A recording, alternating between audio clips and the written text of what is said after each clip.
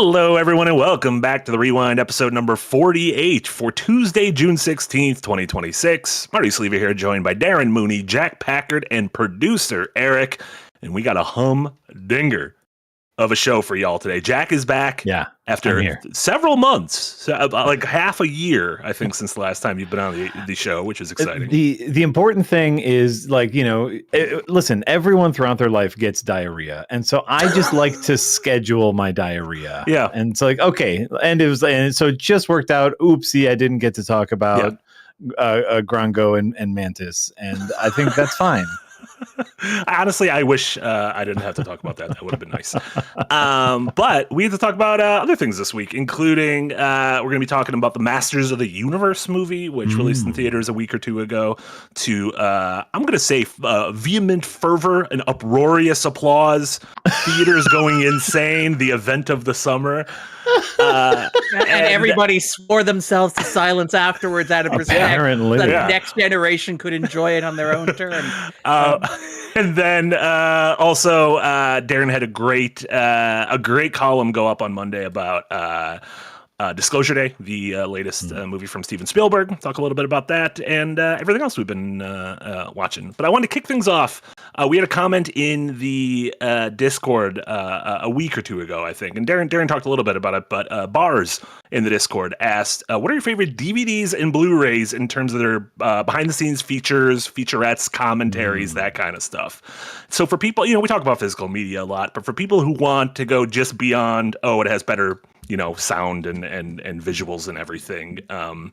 What are some of the physical discs that you would recommend to folks who really want to get their money's worth for all sorts of making of featurettes? This is one of those, like, this question is too big. It's like, it's just too big. Because this is okay. Ready, everybody? There was an age before the internet. Gather round children. Where, like now, if you want to learn how to properly set up your camera and what to shoot it at and editing techniques and how to properly light a scene, there are exactly 10,000 YouTube tutorials that will specifically help you. But before we had that, we had DVD extras. Is there a YouTube tutorial for how to get your webcam to not be green?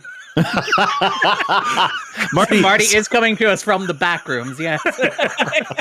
I that midway point. Stuff's only like halfway sunken in. It's fine.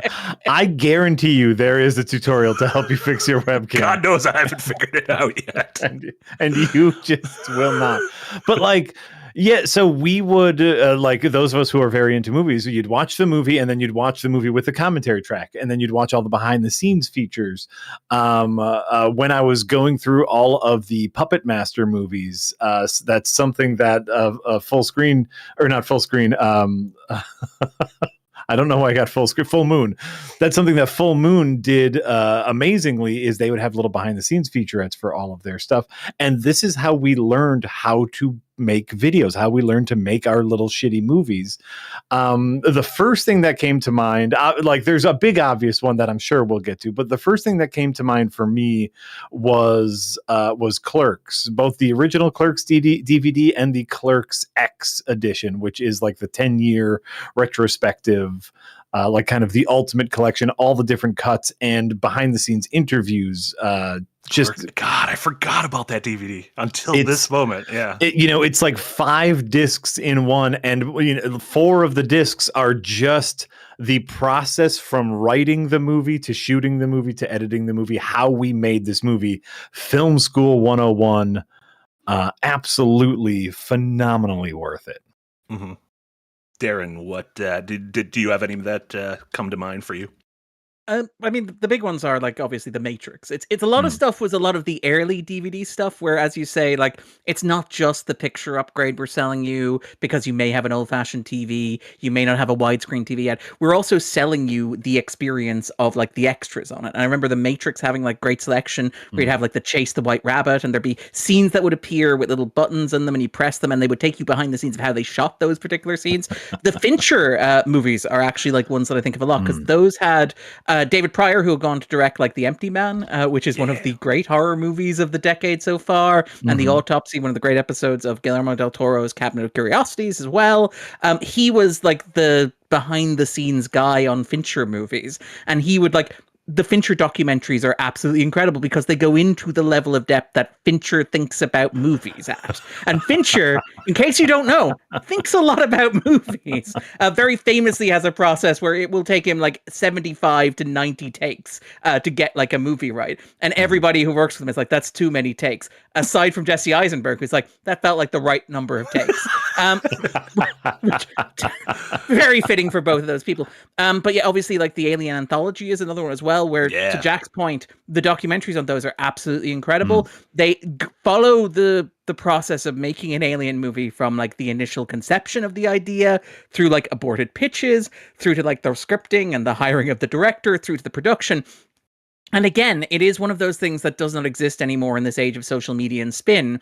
Like the thing about the Alien documentaries is that at least half of the making of documentaries on Alien movies consists of the director of the Alien movie with their head in their hands, crying on set. There's an incredible shot of Fincher on the set of Alien 3, where he's just surrounded by this beautiful set that costs like tens of millions of dollars, and he's just sitting down with his head in his hands because he's just been told by the studio he cannot make the movie that he wants to make. And the documentaries go into that, and they like let both sides tell their story. And there's very interestingly like not a studio mandated like push on it, because we haven't got to the Disney synergy stage where Fox are like, we don't really care like what the narrative of the making of Alien 3 was. It got made and we got paid. Put whatever you want in your stupid documentary. Now let us put it on the DVD.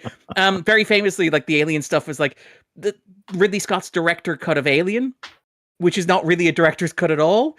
That's just like, they were like, well, look, we have director's cuts of like Aliens from Cameron and like Alien Resurrection, and we got the assembly cut of Alien 3. So would you like to just do a different cut of the movie and we can throw it on as an extra? And Ridley Scott, who is not allergic to money in any way, shape, or form, was like, sure, I'll do that. Why not? But other than that, like a lot of niche-y stuff, like Jack mentioned, you know, the Puppet Master stuff. Is it Arrow? Generally do very good features on their stuff. And they'll like announce we're doing a box set of this movie that you have never heard of from 1973. Night of the Juggler, I think, was a recent example of one that got like a beautiful restoration and incredible behind the scenes documentary. We'll also shout out, this is a very, very niche thing, but like as a Doctor Who fan, Doctor Who has all of these, every individual story in Doctor Who history has its own like DVD, right? So, and each of those DVDs or Blu-rays has on it at least a 2-hour documentary about the making of the episode, which is often longer than the episode itself. But it will often also include extras like behind the scenes, deleted scenes, production notes, scripts, and occasionally like, here's a biography of the writer or the director if we haven't done one of those before. So like those I would shout out as well. So yeah, and then I think there is one very big one that Marty's just waiting to pounce on. Oh, yeah, just I brought it up right before we went live, but as a 15, 16, 17-year-old when the Lord of the Rings trilogy was coming out in high school, and as I really started like thinking about movies and TV in like a critical way, those extended edition box sets, those 4 DVD box sets that came out, you know, they were smart where they'd release just the movie like 6 months after release, and then like prior to the launch of the next movie, they'd double dip with the big 4-disc extended edition. But A, the extended editions were awesome, and B, those behind the scenes featurettes on the making of Lord of the Rings, which is still, I think, one of the most impressive productions ever, at least certainly in our lifetime. Those, it just felt like film school. Like, honestly, it felt like taking like a year of classes at film school, learning about what went into every single facet of making those movies. I thought was absolutely fascinating and eye-opening. And it sucks that like all of these companies have the potential to just put these things on their services. Like a Netflix original should have all this shit. Like, and it's frustrating that it doesn't. And you can kind of find like piecemeal stuff. Like you can find behind the scenes featurettes, but it's stuff that like Entertainment Weekly does on their YouTube. And it's like, I don't know, everything's very scattered and nothing's really coordinated or centralized. Yeah, to give like credit where it's due, Disney Plus is like better than most streaming services at this, where if you go to The Last Jedi, you can watch the score only version of The Last Jedi, which is a great way to watch that movie. It's like it's somebody tweeted today about like watching movies on an airplane where you watch between the seats what the person in front of you is watching. And if you can follow the movie from between the seats, one row back on an airplane without sound, it is a good movie. But like Last Jedi is a great example of that, where it's just set to John Williams' score and you're able to follow so much of what's happening and see the construction of the movie. That extra is available on Disney Plus in its entirety. But this week there was a big controversy where Disney Plus was supposed to release the director's cut of Chris Carter's X-Files I Want to Believe, something that precisely one person who happens to be on this podcast in the history of mankind has ever been excited to watch, but just did not release it. It just did not happen, which is insane. Well, and like speaking of Star Wars, remember when they put out that like the Star Wars, like the big box set that contained an entire documentary about George Lucas's entire history as a filmmaker, including like how he did the financials for the early Star Wars movies, which is again, like just this brilliant piece of standalone filmmaking that now.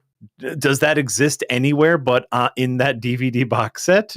Does that? Can you find that on Disney Plus? You cannot, by the way. Yeah. And by the way, I'm going to say you cannot. I have not looked into it, but say it confidently, and it's true. It's fine. Exactly. Like these are the pieces of lost media that a lot of these have been taken over by YouTubers. But like a lot of YouTubers, when they make a video, they are guessing at how filmmakers did a shot, constructed a shot, and they said, "Oh, here's how I would construct this shot," and they can run you through it. We used to get it directly from the horse's mouth. Yeah. Mm-hmm. And because the people making the movies at that stage were people who had grown up on like VHS and stuff like that and like loved learning this stuff. And so it was like a real pay it forward kind of approach to this, which is, and maybe we'll see more of that on YouTube. Maybe like people like Kane Parsons or Curry Parker will like put more of their stuff online because that's the environment they're native to. But I mean, you hope. Well, and you know, like I know David Sandberg, the director of Shazam, has put a ton of phenomenal behind the scenes stuff on his own YouTube channel.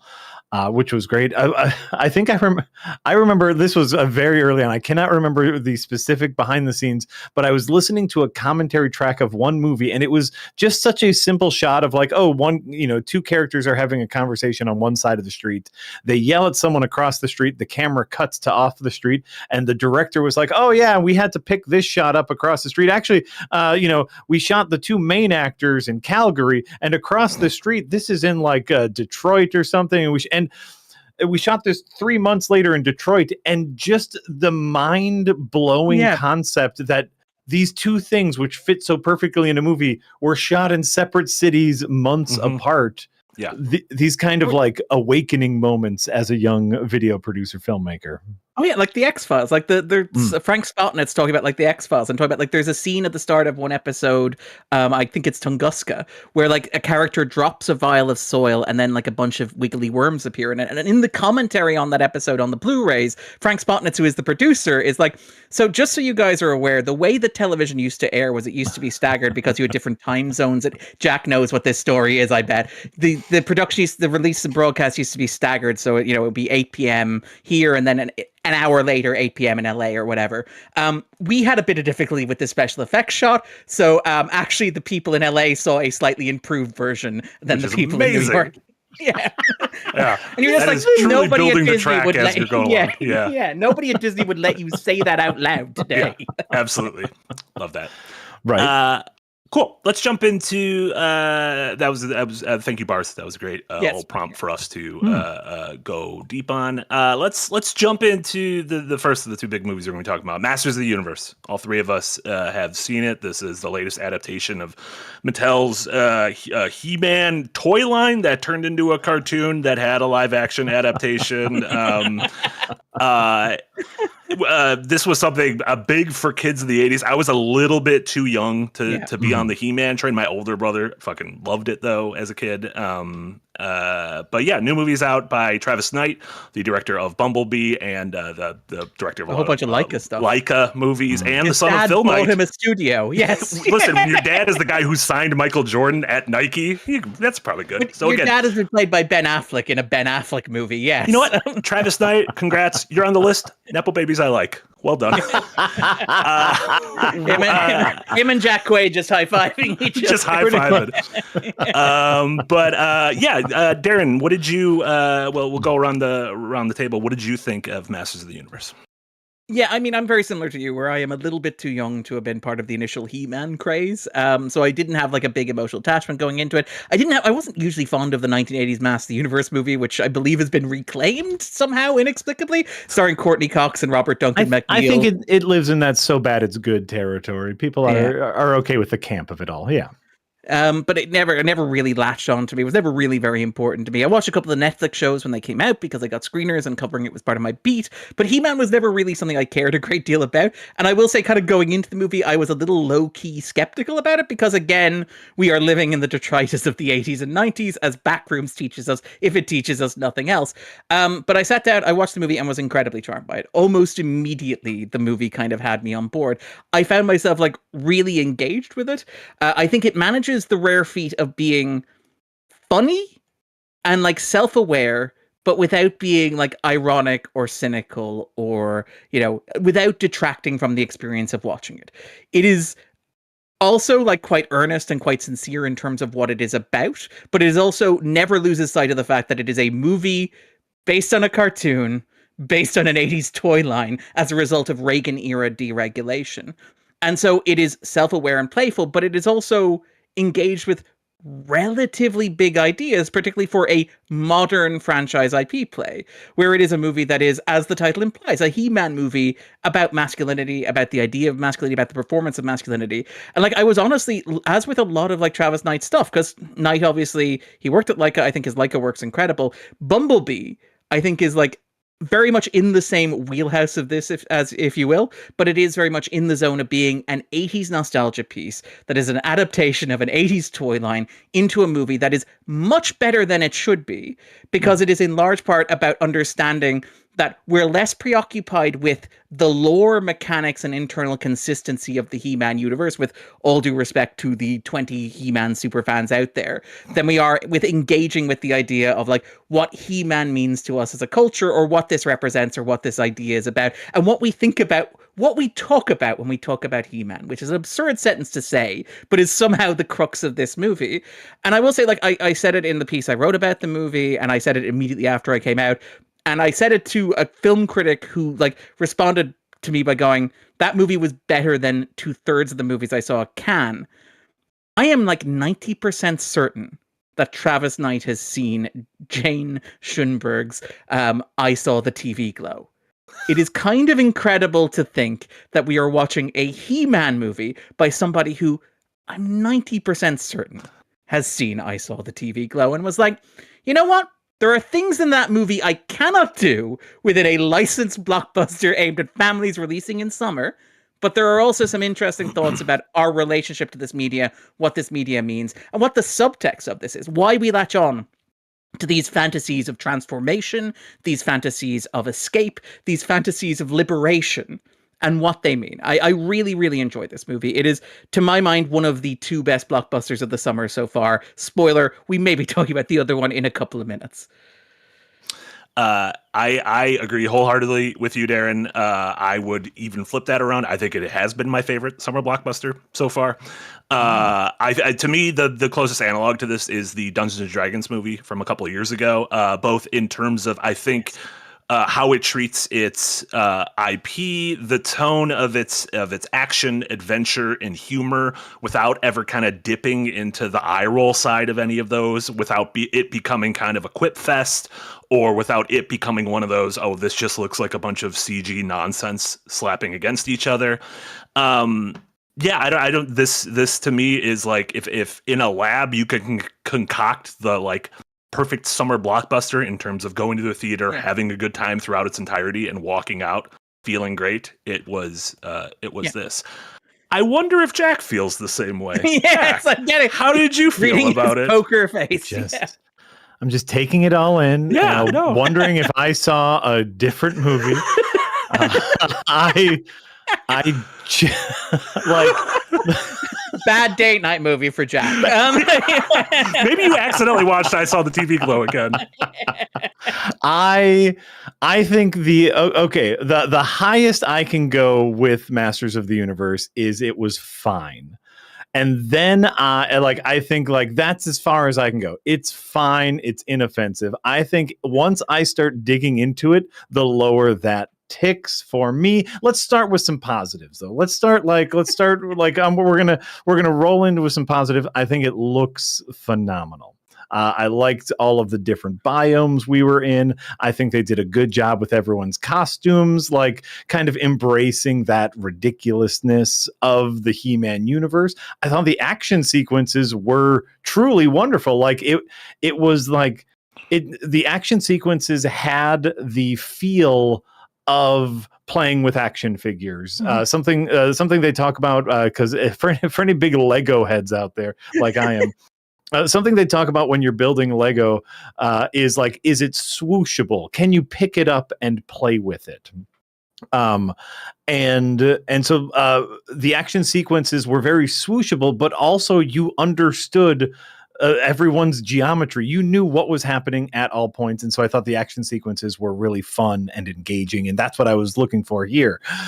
I am absolutely... Okay. No, hold on. I think the umbrella I'm going to put on this was a movie that was fighting with itself.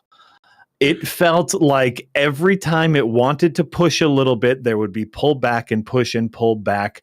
I am shocked. I have heard, okay, now I'm going to get indignant. I am shocked at the both of you to praise its humor. It was so overdone. It was so cringy and eye-rolling. It was the worst of like the James Gunn's Guardian of the Galaxy. Oh, we're propping up this to be a big moment. Someone better fart and make a joke out of it. The scene in which Skeletor captures the king and queen, does his evil laugh as the prince runs away, and then has a little moment saying, now you all laugh with me because I'm doing that. Joke was incredibly out of place in this movie. For all people make fun of the Marvel quippiness, the reason that we all make fun of it is because they did it so well. Marvel knows how to handle the tone of their movies, and Masters of the Universe was build up tension to fart gag over and over and over again. I thought it was incredibly out of place. I think to me, the scene we can't, this is a movie we cannot spoil, because if you think about a Masters of the Universe movie, you kind of know what's going to happen. Yeah. I mean, the shock ending where Skeletor kills them all, becomes Emperor of the Universe, and declares every day Taco Tuesday. We won't talk about that sequence, but aside from that, everything else is on the table. Yeah. To me, like the epitome of the awkward tone and pacing of this movie comes near the center.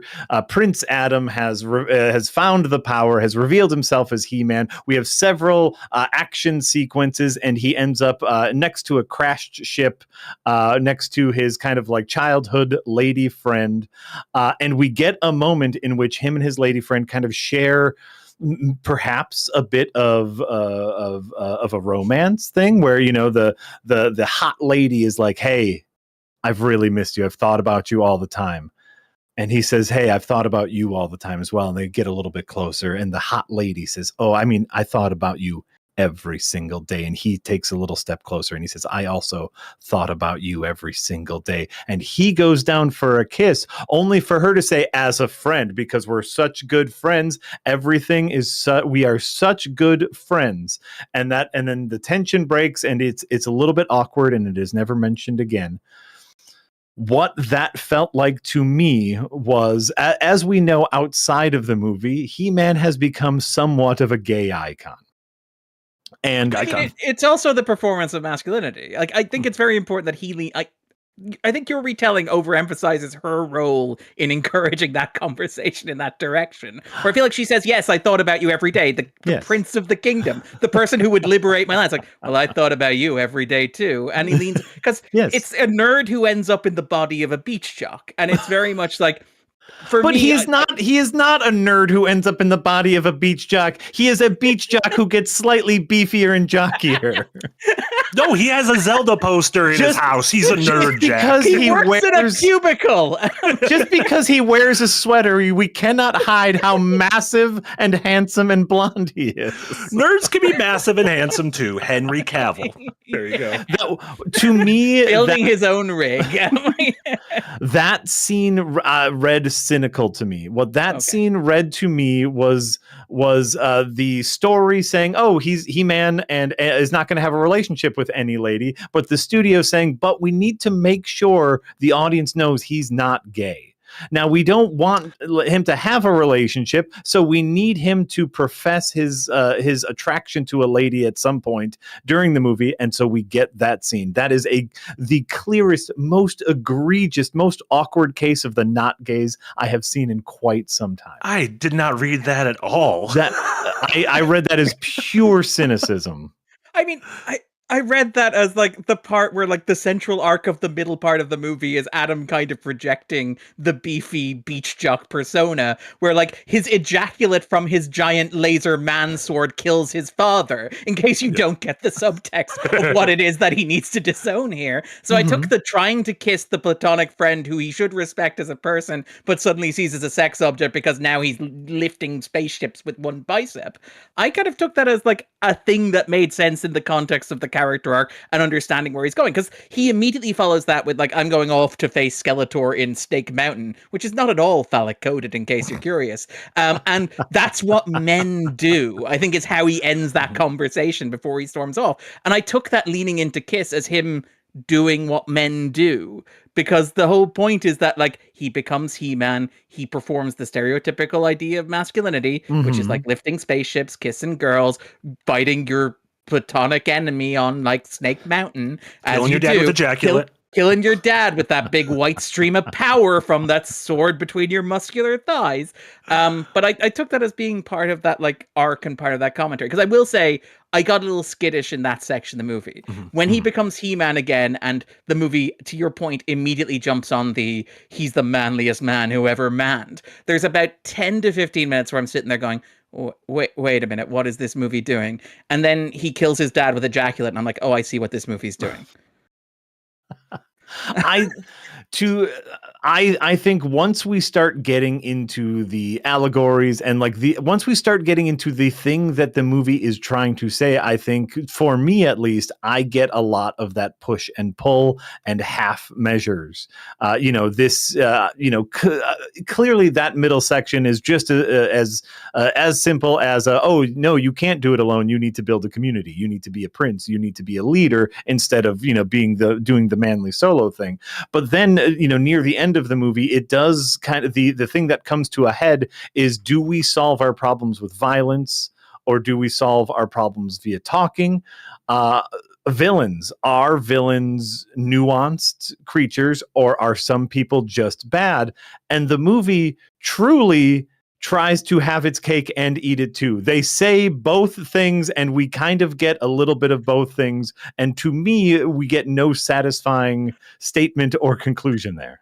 I found it really satisfying that the movie's like, try to talk reason into your enemy. Yeah. But if your enemy turns around, laughs in your face and says, nah, I'm just evil, then you can do whatever you want to him. If they have a literal skeleton as a head, then yes, at that point, maybe it's time to fight them with your power. Like, it's like if you get, Jack, you've seen Daredevil Born Again season 2. It's like if you get to the end of Daredevil season 2 and Kingpin has had every possibility to redeem himself and he's lying on the ground and you go, I'm giving you one more chance for redemption. And he goes, I don't want redemption. Then it's okay to beat his ass. Coincidentally, I also didn't like Daredevil Born Again season 2. Yeah, but Daredevil Born Again season 2 ends with the "I don't want forgiveness. Too bad. You're in season 4. Get off my show."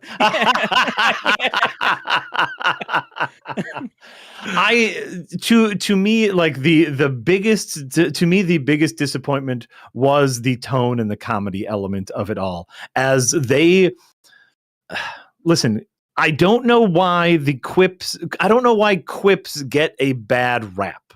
The quippiness of a Marvel movie is a very soft release of tension to keep the tone light when things are getting hectic. It is not a bad thing inherently.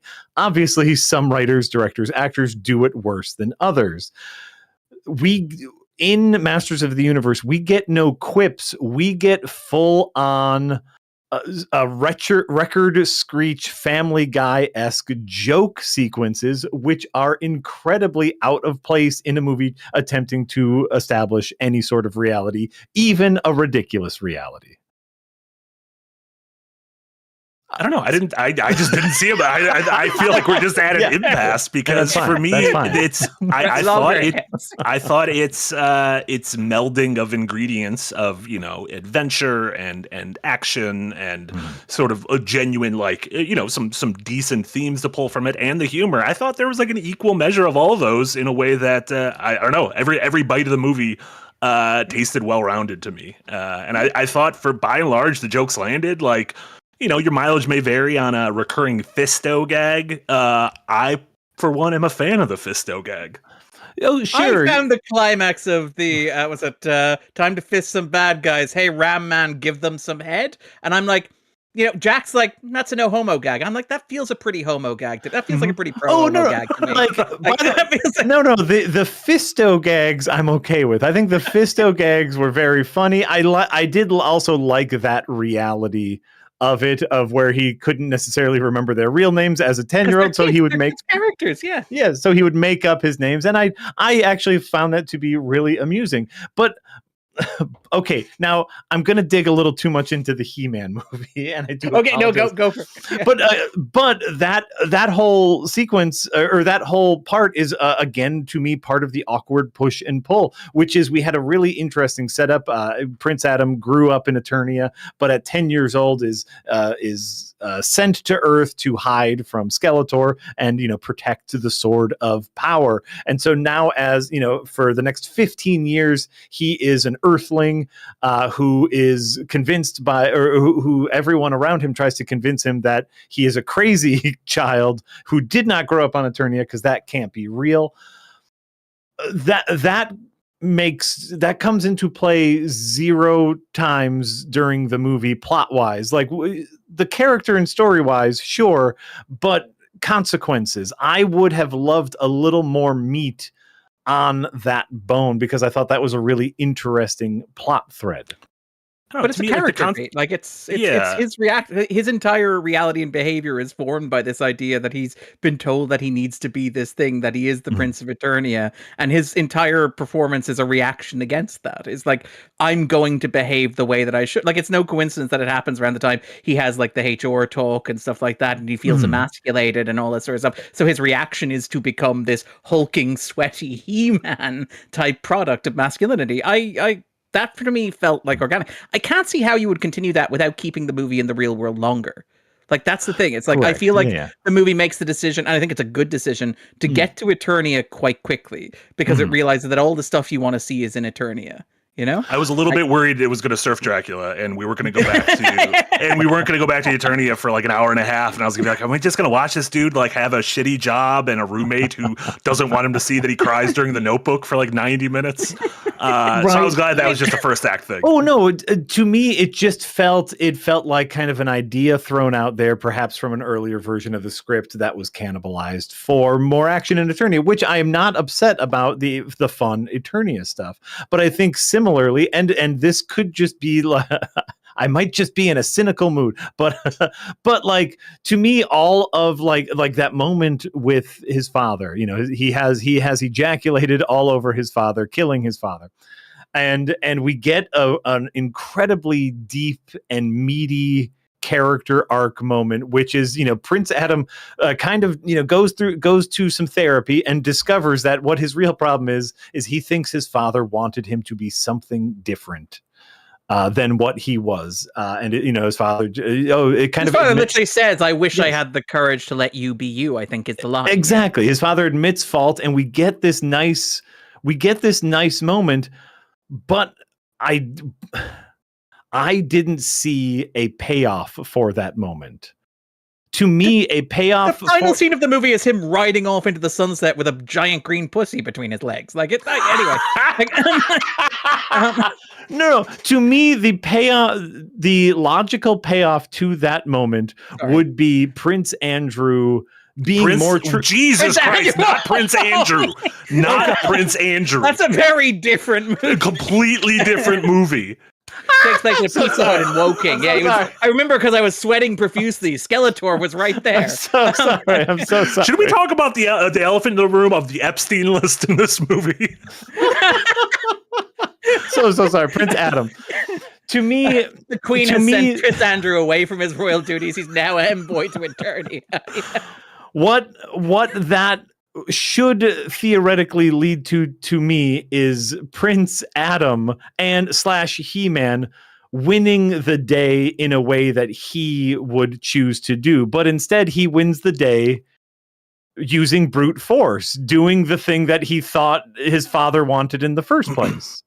Well, I think he wins the day two ways, because I think he uses that internal kind of empathy and willingness to talk it out as opposed to fight it out with his allies, and that's how he brings them together, especially when they all get put into that cell. Like, that's how he unites them, because apart they're weak, but together they're strong, which has never been done in a movie. That's the first time that theme has ever been explored. He-Man strong. But I kind of do like in 2026. I don't know. There are some battles you can't just win by let's having a nice little dialogue. Like, you just can't. And I think that's a nice thing for a blockbuster to reflect. Villain who is cackling in Snake Mountain and building wrestling arenas or whatever it is he's doing. Sometimes that guy is actually just purely bad. I thought I thought Skeletor building an ultimate fighting ring in front of Snake Mountain was a little on the nose. Yeah.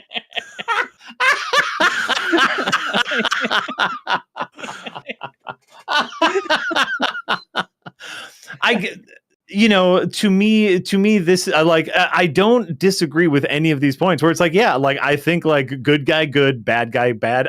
I have spoken many times about my love of Reacher, because that's all Reacher is. Reacher good, bad guy bad, Reacher punch bad guy. I love it. No problem that can't be solved by a big guy. I love it, but to me, Masters of the Universe kept presenting itself as something a little deeper, when in actuality it just wanted to be a fun action movie. And I would have preferred they take out all that and just give us a fun action movie. Take out your commentary on modern masculinity.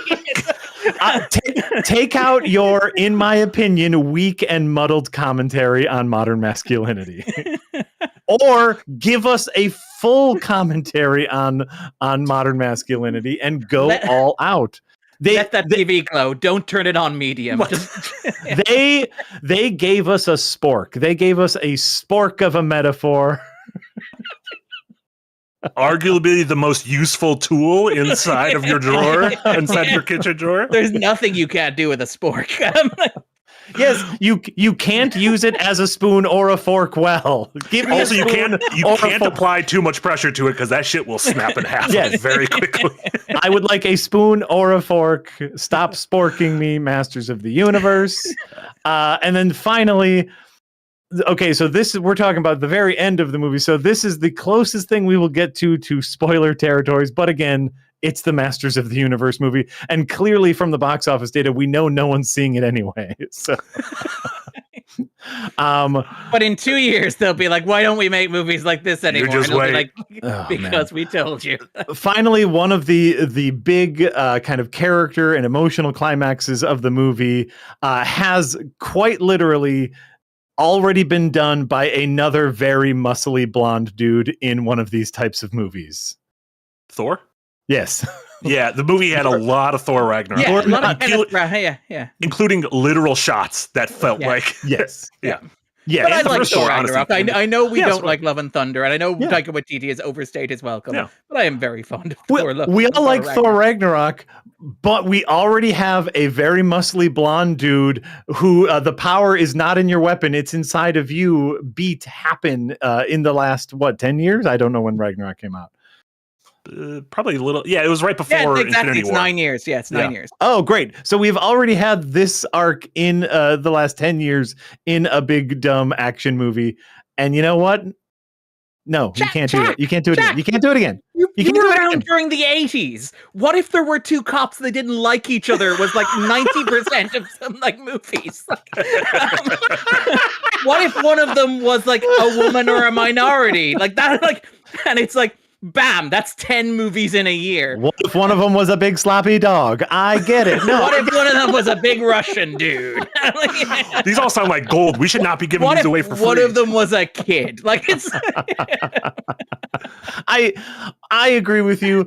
I felt like seeing this happen, and like all of a sudden his sword is broken, and the lady of the mountain starts talking, and all I can think is, wait. We've seen this before. We've seen this exact thing before. It was, I don't know. So I came out of this movie feeling incredibly sour towards it. I didn't like the jokes. I thought it was all muddly. It did not have the power. Yeah. It did not have the power. Say No power. It did not have the power. Great soundtrack, great score. Had a good soundtrack. Yeah. Had a really good score too. I agree. It needs like 30% more gay, and then we're there. I mean, I agree. I'm not saying I'm not saying we've like reached maximum. I think you could push it further. To be clear. Yeah. I don't know. Maybe I went in with too high of expectations. For to the Masters of the Universe movie. To be fair, I did say several times, Jack, you're gonna love this movie. Maybe I should have done that. Maybe Jack just wanted to spite me, so that's on me.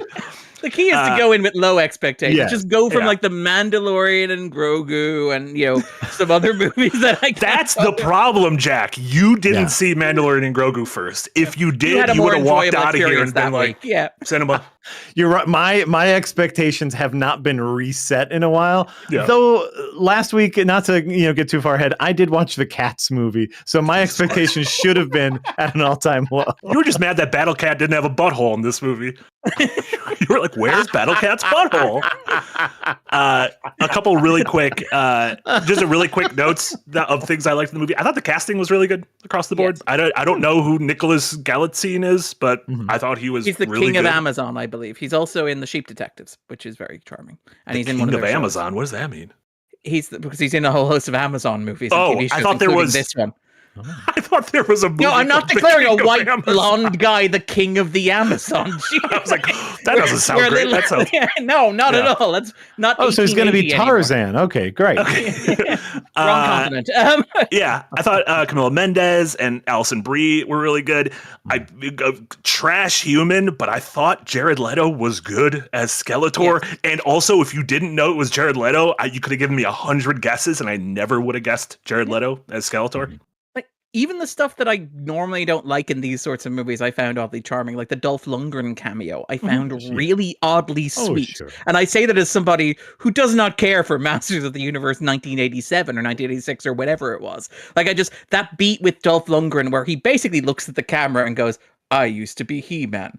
This is me passing the torch to the new guy," and telling him says to enjoy good it. Journey, which is what they say in that movie.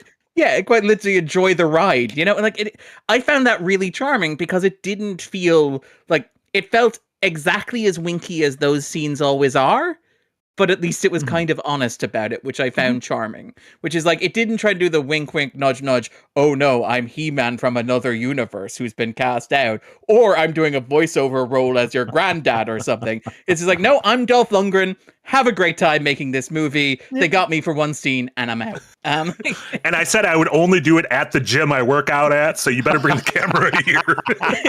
I am in this movie precisely as much as I am in the Coen Brothers' Hail Caesar. No, I agree. Great casting. I know. I want to say Darren might have spoiled this for us. Yes, you spoiled something in the Masters of the Universe movie. I actually kind of thought it cute that Amazon saved the day. That an Amazon truck saved. Oh yeah, yeah. There is a chase sequence on Earth in which they're running away from Sasquatch Man. I have no idea who that is. Beast Man, I believe. Beast Man. And they are about to get overtaken, and out of nowhere, an Amazon delivery truck runs into Beast Man, saving the day. And to me, obviously, Amazon, we can think about what we want to as a corporation, but if any movie studio did that as kind of a wink nod, wouldn't that be fun? I thought it was cute. I thought it was cute. Like, it's a much better execution of the concept than, like, War of the Worlds, where there is a 10-minute segment explaining how you order things on Amazon in order to save the world. Exactly. Don't forget to add it to your cart, Dad. If all of a sudden they're like, the only way we can defeat this enemy is with reliable high-speed internet thanks to Time Warner. They get to the third act and He-Man opens up his phone. It's just like, I could get a sword from Amazon same-day delivery. Exactly. There were much more egregious ways to do that, and I thought that was cute. There's a lot of cute. Oh, by the way, special shout out to the very fun kind of Mind Palace sequence in which we get Skeletor in many different human outfits. I thought that was a really fun visual and a really fun kind of finally a chew on this, like, what's your purpose in life metaphor in the movie. I liked that a lot. The disenchanted modern man sequence. Like, again, the scene with him in the office where he has the cup of coffee is incredible. Yes. Oh, and I like when his boss is like, you got to stop looking up swords. People are worried. Because, if you work next to someone who's like, this guy's Googling swords a lot at work. Yeah. So, no, I don't hear a lot about mass sortings, to be honest. But anyway. I think there's a lot of good in the movie, which is why at the end of the day, even through all my complaints, I can get up to it's fine. Like, I can get up to Fantastic Four first steps level of this is fine. I think this is all adequate for me. I am incredibly whelmed. I would say we'll see if the sequel can win you over, but there's a snowball's chance in hell of this movie getting a sequel, despite the fact that it tees up several things, including She-Ra and Orko. Shout out to Orko. I do love that Amazon is like, we don't actually care about the box office results, and you're like, I kind of believe that, but I also don't believe that. Like, if there's a sequel, I'll believe Warner's, it. It's like, I believe it more than I do if Disney say that. Like, I don't believe you're beating Travis Knight to death like you're beating Grogu with a hammer. But like, is there anything more 80s movies than perfectly like teeing up a sequel that will never happen? The end? Question mark. I still say that's how all movies should end. Got to do an end question mark. I got so many, like, I got a lot of when we did our Bellatra one shot for Adventurers Nigh, I ended on a big monster teaser cliffhanger because that's how 80s movies end, with like a big cliffhanger, and you will probably never see that because they will never raise the funds to make that sequel. But a lot of people were like, you left it on a cliffhanger, I want to see the next episode. And I said, no, that's what 80s movies do. So I appreciated that, like, we get this lovely She-Ra bumper. Oh, we're gonna see a She-Ra. No, we will never ever see a She-Ra. To be fair, at least they hedged, like, didn't cast an actor for it. At least it's not like, what was it, like Harry Styles in Eternals, or like Mahershala's voice, or whatever. Is it Brett Goldstein is Hercules? Hercules, there's like an entire Avengers movies of post-credits characters who will never appear in another movie again. I do Mahershala Ali as the voice of Blade. But that's what the, like, Marvel Zombies TV show kind of was, except instead of it being those people, it's like people who were the stars of the Disney Plus TV shows that no longer count. You didn't quite make the cut for the 30 characters in Doomsday. Sorry. Yeah. Right. This movie, like we said, didn't do great box office numbers for what the purported insane budget. I don't know what happened with this movie. I don't know why its budget was so high. Like, I don't know if this was don't know how to make movies like that. I guess so. I don't know, insane reshoots or something. I don't know what was going on, but I imagine this is one of those movies that'll be I guess on streaming. I don't know how Amazon movies, if they go directly to Amazon Prime or if they go to VOD for a little bit before becoming streaming, but I imagine it will be available. Okay, I imagine it'll be available at home probably sometime in July, if I had to bet. So sure, yeah, it'll be a quicker wait than it was for Project Hail Mary, because Project Hail Mary is the Amazon movie that made like $600 million. Yes, is that on VOD yet? I think it just came out a couple of weeks ago, but it was like 10 weeks, which is unheard of in this day and age. Particularly 10 weeks for a movie made by a streaming company. It's almost as if theatrical distribution works. But yeah, it's crazy talk. Crazy talk, and I won't have any of it. Crazy talk. Awesome. Let's before we go on to other stuff we've been watching, including Disclosure Day, we got a bunch of super chats. Thank you so much to everyone who's already donated. As you can see, we're making excellent progress in our current funding goal. Bingo Part 2, Jess versus Jenna in Stardew Valley.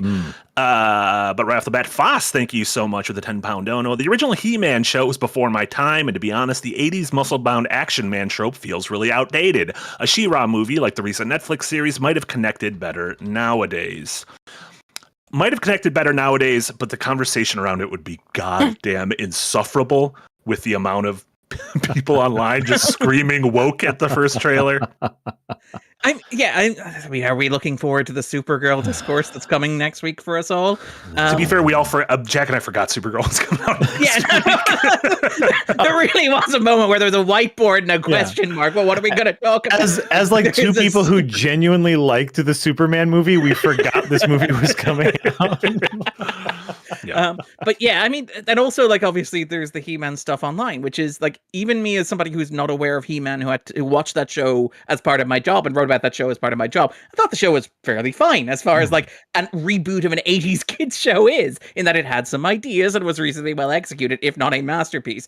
I am aware of the weird discourse that exists around He-Man, which is very strange to me. But I will say to that point, the thing that I really was impressed by the movie, which is the thing that Jack was not impressed by the movie, was the way in which it to me felt like it was exploring that idea of that 80s hyper-masculine, hard bodies performance of masculinity.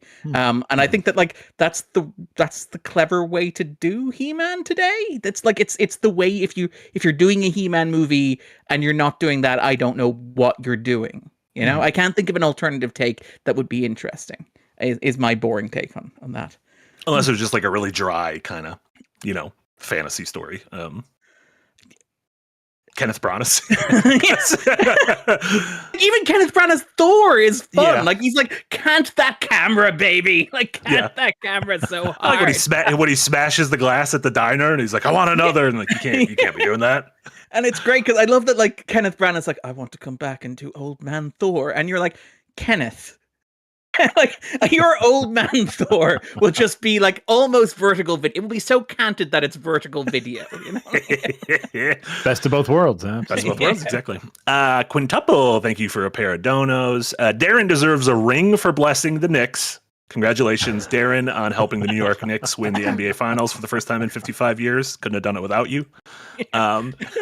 And then follows it up with Encyclopedia Darrenica. What's the deal with Devil Dinosaur? Follow up, what's the deal with Elsa Bloodstone? We have a lot of super chats, so you get like you get one sentence on each of these. Okay. Elsa Bloodstone is the child of Ulysses Bloodstone, who is a 1970s character who exists in Marvel Monster Comics. She was invented by, I believe, Andy Lanning and Dan Abnett in 2001 for her own miniseries. She is most notable for being one of the characters in Next Wave, which was written by sex pest Warren Ellis, who is a terrible human being who has done awful things. But Next Wave is one of the best comics of the early 2000s, and that is kind of why Elsa Bloodstone, who would otherwise be a forgotten character, has kind of latched onto the consciousness. She is a monster hunter character, and she is one of those rare like Marvel horror characters who has crossed over into superheroes. Blade is the big one. Blade is obviously like the icon there, but Elsa Bloodstone is not quite as famous as Blade, not quite as successful as Blade, not quite as successful as Giant-Sized Man-Thing, who is an actual character who exists in Marvel, speaking of masculine in crisis. Sorry. She was in Werewolf by Night, right? Yes, she was in the TV show Werewolf by Night. And again, a lot of that stems from her being in Next Wave, which is, despite its questionable pedigree now, one of the most important Marvel comics of the early 2000s, and was great, and I have not felt an urge to pick it up any time since I heard anything about Warren Ellis. Sure. The other character was Devil Dinosaur, Devil Dino. who is just an incredible character created by Jack Kirby during the 1970s when he returned to Marvel following his tenure. He hopped from Marvel to DC, where at DC he created the New Gods, and he created like his grand mythic cycle of superheroes that was going to redefine the medium, except it was yanked away from him at the last minute and didn't get to conclude in the way that he wanted. And he hopped back to Marvel, where he was promised that he would enjoy the same editorial freedom. And at Marvel, he did things like create everybody's favorite heroes, the Eternals. We all love Phastos. We all love Kingu. We all love Icarus. We love Serki. We love all the Eternals. We can just keep naming so many Eternals. But he also created Devil Dinosaur. Was Jon Snow one? No, Jon Snow was Black Knight. That's a second question. I get a second sentence to answer that one. Now I tie back into that long-running sentence, and we get to the end of it. Devil Dinosaur was created in the 1970s. It is basically like it's a children's book. It or was originally Moon Boy and Devil Dinosaur, which was a kind of like a Stone Age kid who discovers a red T-Rex, who I believe the T-Rex has been ostracized by other T-Rexes, and they team up and have adventures together. It reminds me a lot of Jendy Tarkovsky's Primal, if you've seen that TV show. Sure, that is sure. the kind of vibe of those early comics. Devil Dinosaur is most notable recently for being reinvented as a Moon Girl in Devil Dinosaur, which was a really charming all-ages comic, which I would wholeheartedly recommend, written by Marvel in the 2010s, and which launched as a Disney Plus animated TV show, which I also found very charming more recently. So you can check both of those out.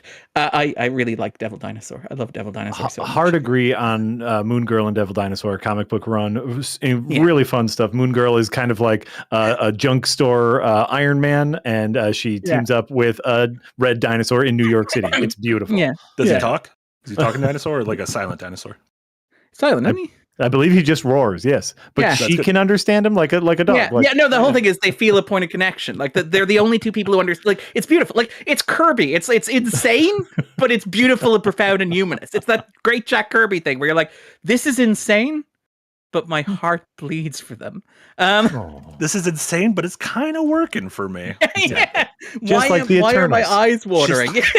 Just like the Eternals. Rhetorical bullshit. Thank you so much for a $5 Canadian dono. Darren, have been working backwards through your 250 podcast. I've been getting so much Darren in my life now. Good work. Can't wait for Cats. Well, if you can't wait for Cats, you just got to wait a little bit longer because one of us recently watched Cats. And I won't tell you. I don't know who it was. why I didn't know which way to point, but I figured it out eventually. One of these guys. One of them. Yeah. Spoilers, it wasn't me. It was Jack. And then So we'll catch Dabu. up with that later. Debutla, thank you so much with 269 Swedish krona. Don Draper pitching in front of a whiteboard. The whiteboard reads 4-hour rewind stream. This will not be a 4-hour rewind stream. We're already going through super chats, and then we used to have stuff we've watched. There's no way it's going to be 4 hours. Jack has been like storing up opinions for the past 4 weeks, and it's just ready to blow in a different way that he was ready to blow last week. Because I've been spending so much time editing adventures, now I haven't had as much time to watch movies. I just don't have the hot takes that can keep us going for 4 hours. I'm so sorry. But you Your hot take was that He-Man's for chumps. It was a date night movie. It was great. It was fun. I don't know if that answers it, if I'm going to be perfectly honest. SG Knight, thank you so much for the $10 dono. I'm just going to assume that next year's Fallout 4 playthrough will involve Marty role-playing this whole thing as Darren, and I can start giving you money for it now. Cheers. Nice. This is in relation to Jack, Jess, and I started our Fallout 3 playthrough last week, and just impromptu in our character creator, we made Casey. And so Casey Wosu is our character going through the wasteland, and every decision we pretty much make is what would Casey do? Which is a good question to ask. Like it was also exciting because you're in the opening of the game. Your dad is voiced by Liam Neeson, so that was fun to have Casey's dad be Liam Neeson. So that was fun. Yeah, that was nice.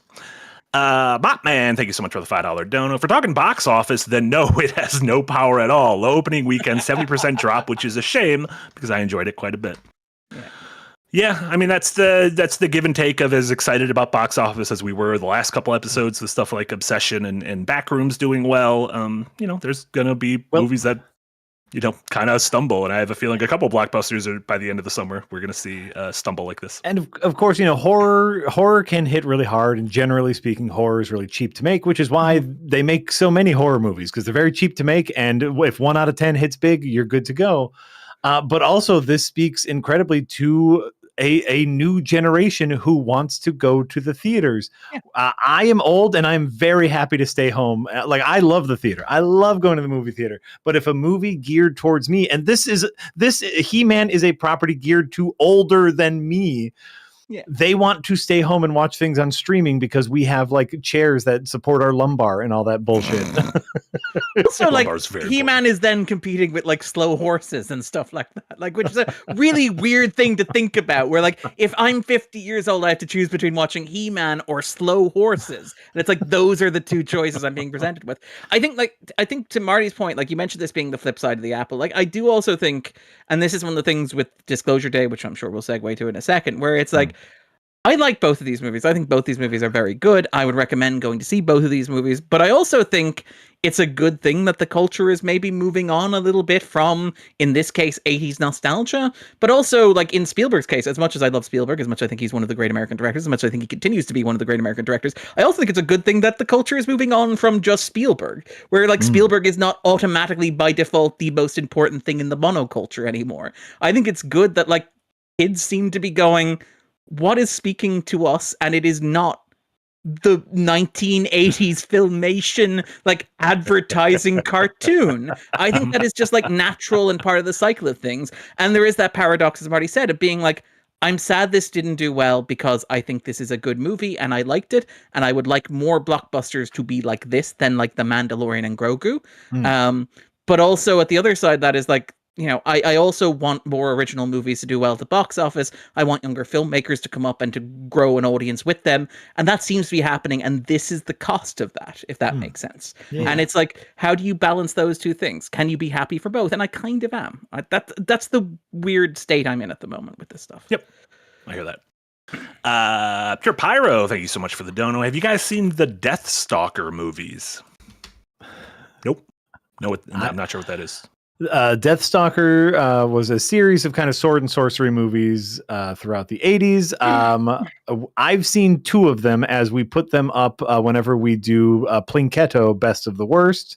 We put up the next in the series, and we have landed on two of them. The first one is pretty standard, low-budget sword and sorcery. The second in the series, they tried to make it a comedy sword and sorcery low budget series, which, you know, hits and or misses. And very, very recently they rebooted the entire thing for a new Deathstalker, which I have not got around to seeing.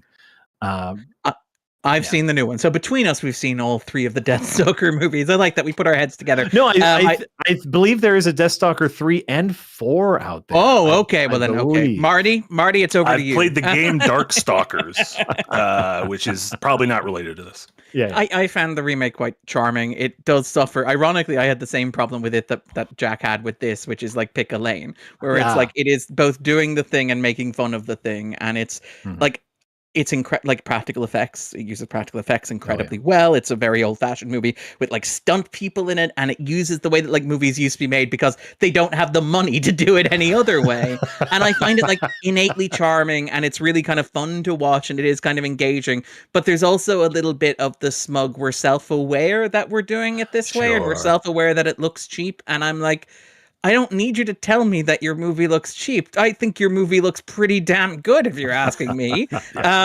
So yeah, no, I liked it. I just wish it had maybe not been as wry and self-aware about the limitations under which it was working, if that makes sense. Yeah, I got you there. Jonathan Griffin, thank you so much with a $10 dono. I just hit season 3 of Legion after starting at Darren's recommendation. I feel like I didn't get all of what it's saying as much as I'd like, but I'm finding it really interesting. Yeah, Legion, I love all 3 seasons of Legion. It is dense and weird and a thing I'm not even sure you're supposed to fully wrap your head around.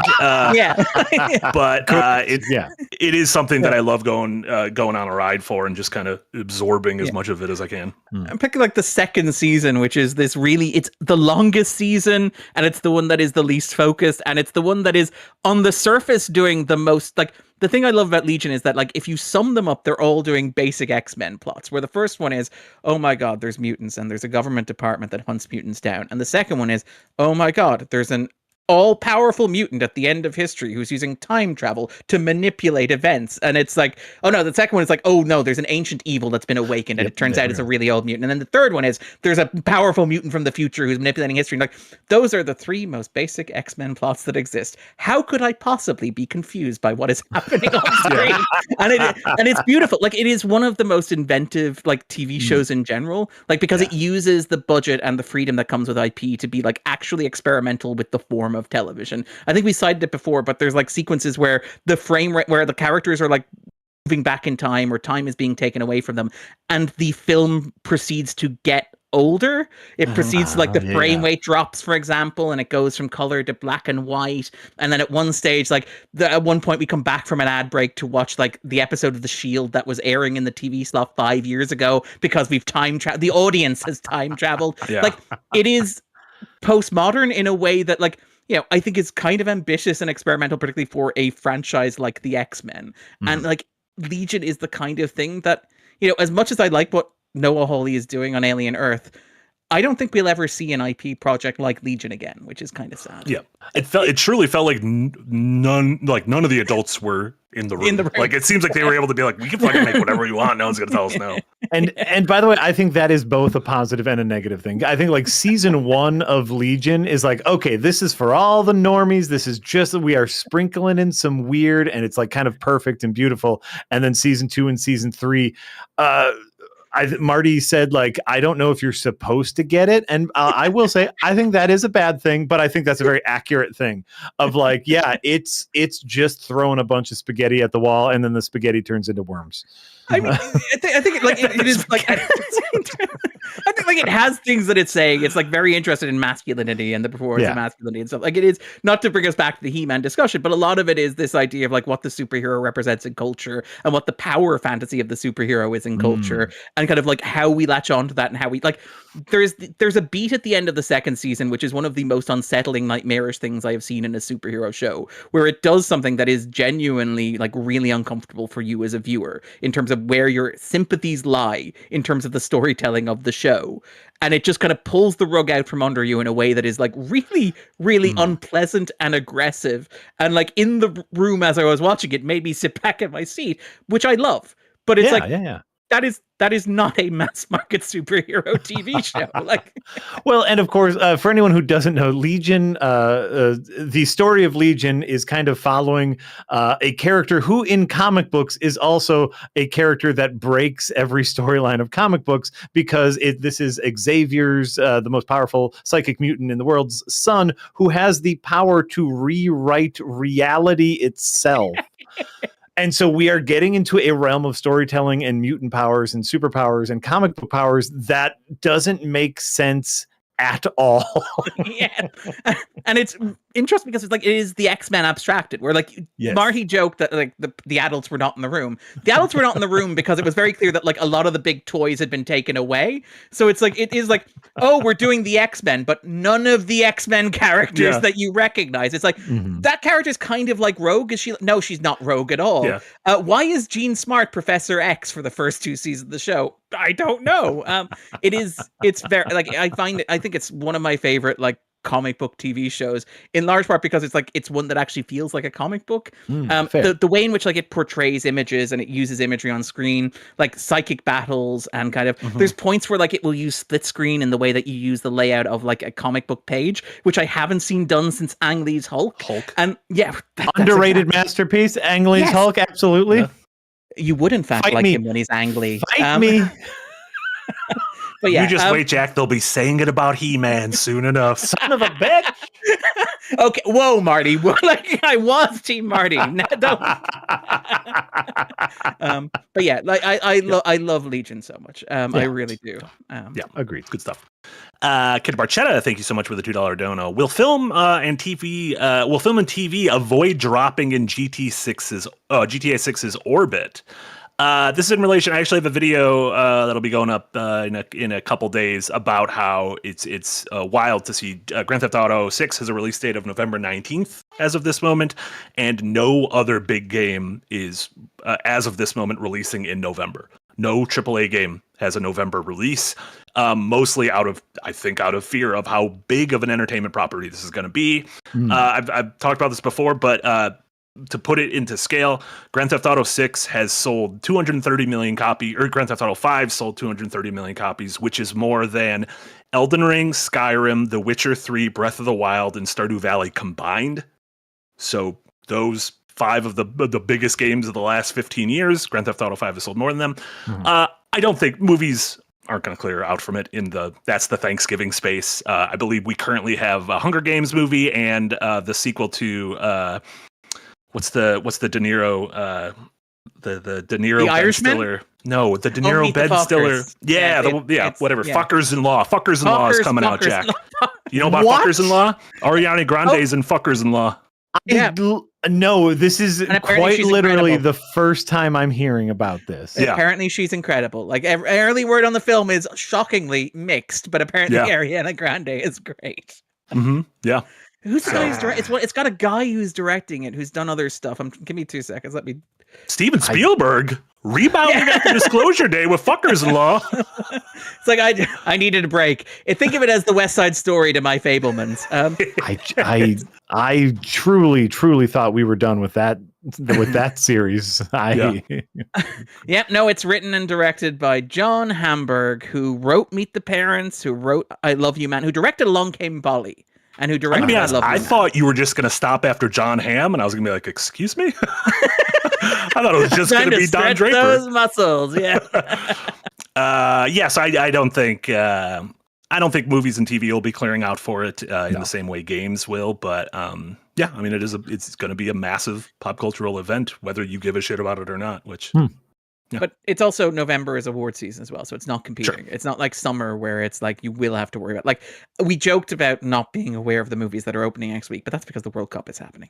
Like but like seriously, it's like the World Cup is happening, and if you're not in the United States, ironically this year, if you are in the United States, because that's where it happens to be held, but like every other 4 years, if you're not in the United States, if you want an international audience, you don't release anything during the World Cup, and it's like that is an indication, perhaps, of like what Warner's thinks, Supergirl is going to do. Oh, yeah, fair. I would argue. And I say that as somebody who likes Craig Gillespie and who likes most of James Gunn's projects. Mm-hmm. With one very notable related exception, but anyway. Good thing it has nothing to do with Supergirl, so it'll be totally fine. No, they will be back. JGPD, thank you so much for the 20-pound dono. Back home in Belfast, visiting from Canada, naturally things go crazy during my trip. Issues of absolute Martian Manhunter were worryingly reminiscent of the craziness here. MO Masters of the Universe was another great escape from the situation. Yeah. Thoughts about everything that's happening up north. I don't know how much American listeners know about what's going on there, but yeah, it is shocking and devastating, and a reminder of like how close, we all are to the insanity of the moment. Yeah. So. Yeah. Awful stuff, but glad you found something to be able to alleviate some of that craziness, because that's although, as you say, Martian Manhunter, not necessarily unrelated. The middle arc of that comic series, yes, the middle arc of that comic is the town literally burning itself alive in fear. Yes. There you go. Sovereign, thank you so much for a €5 dono. Marty's camera isn't green. He's just played so much Fallout 3 that he's becoming trapped in the game. Perfect. I did find out that the brightness was down very low in the game. So the whole time we were playing, and I was like, why is it so goddamn dark? Turns out you turn the brightness up, not as dark. Yeah. Wild, right? I think it's great that you're still learning. It's like, you've just been playing games all your life and a professional gamer for X amount of years. I didn't know you're allowed to do that. I thought you could only choose difficulty. I didn't think you're allowed to choose brightness. It's like in Ambulance when Michael Bay discovered drones. It's like a whole new skill has been unlocked. You're never too old. Exactly. Jonathan Griffin, thank you so much for the $5 dono. Also, I've really enjoyed Widow's Bay. Scares the pants out of me at times, but also nails comedy. The ending of the serial killer episode was hilarious. Widow's Bay continues to be great. Its season finale got renewed for season 2 is tonight, and we're gonna talk. We're gonna have a big old section about it and the next episode. Jack will get caught up, and so we'll do a big old kind of spoiler and non-spoiler section. As Darren and I both really like it, so big recommendation from us. Good stuff.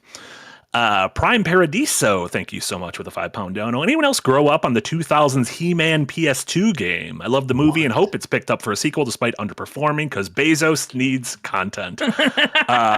I didn't even know. I've literally never played a He-Man game. I didn't even know there was a PS2 game. So, no.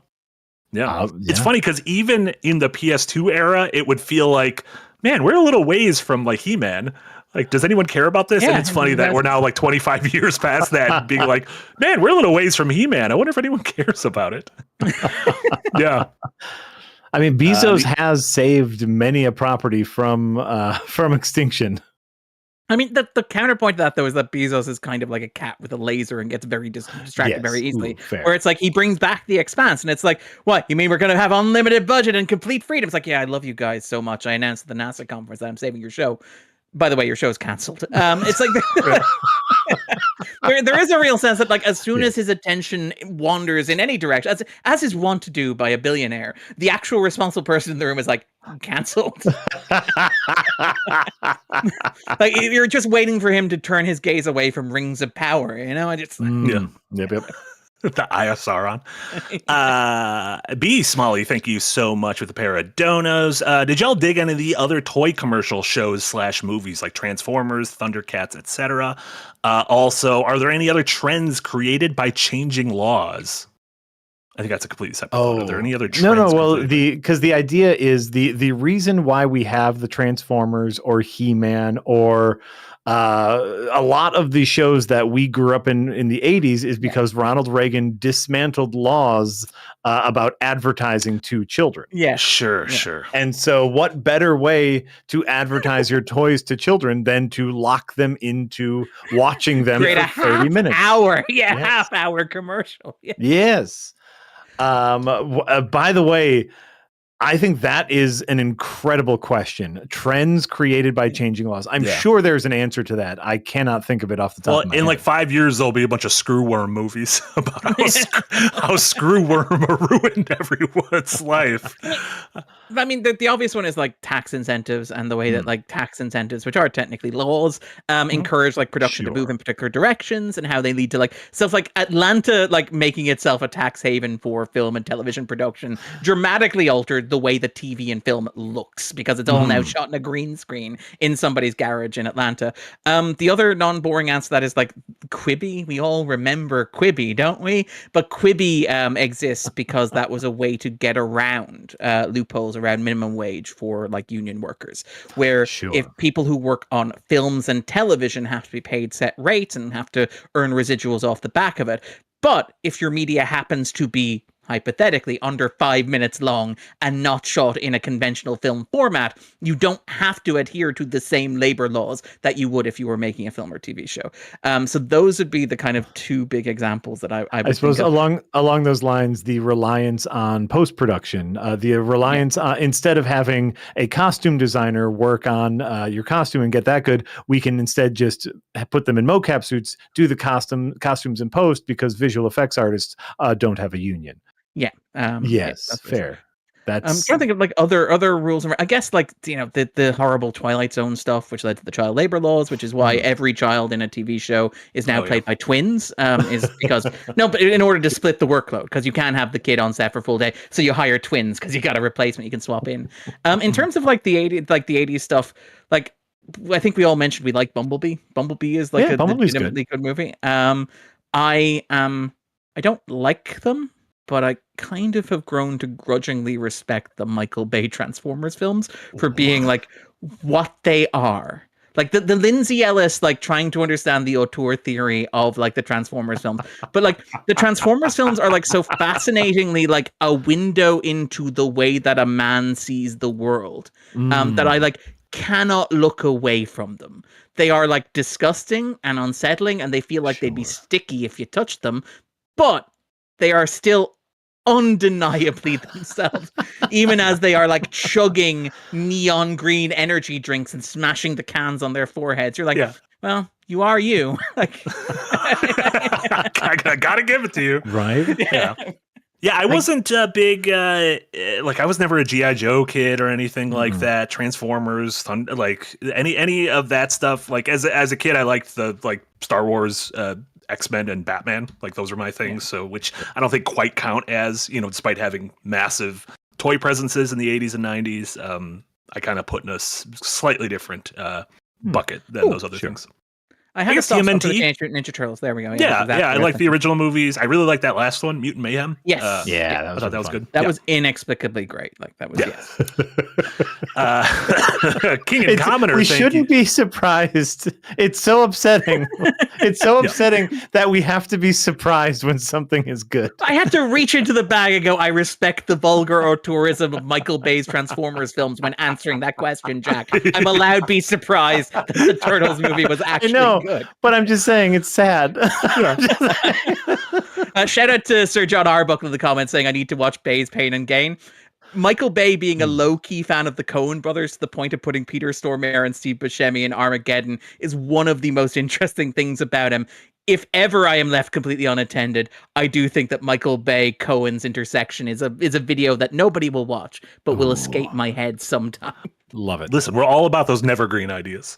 You get an idea, you put it in a folder, and you're like, this will never work. But maybe someday I will be able to do it. Yeah. King and Commoner with a $10 dono. Jack, someone has raised their banners for you.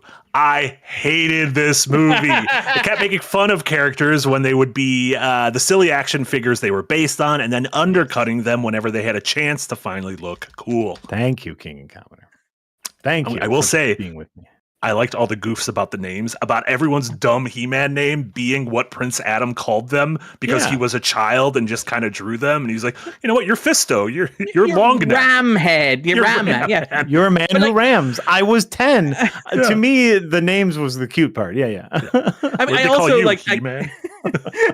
I also do like the Freudian imagery of it being like, the guys I remember from my toy are Fisto, who fists things, Ram Man, who gives people head, and the guy with the elongated neck and stretchy head. Yeah. I'm like, I feel like, Adam, you're maybe repressing a bit more than Eternia here. Oh, which is why, like, maybe a little more time on Earth to dissect what his therapy sessions were like, because they're like you cannot leave the house, Adam. Yeah, I do feel like you want the movie to be I Saw the TV Club. Right.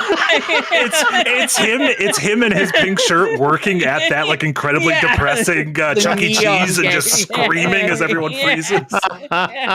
And then apologizing and pretending like nothing happened. Exactly. So the sequel will be called Teenage Sex and Death at Camp Snake Mountain. the multi-million-dollar Amazon budget is just having Skeletor as his boss. That's the one big special effect that we That's went good for. stuff. That's good stuff.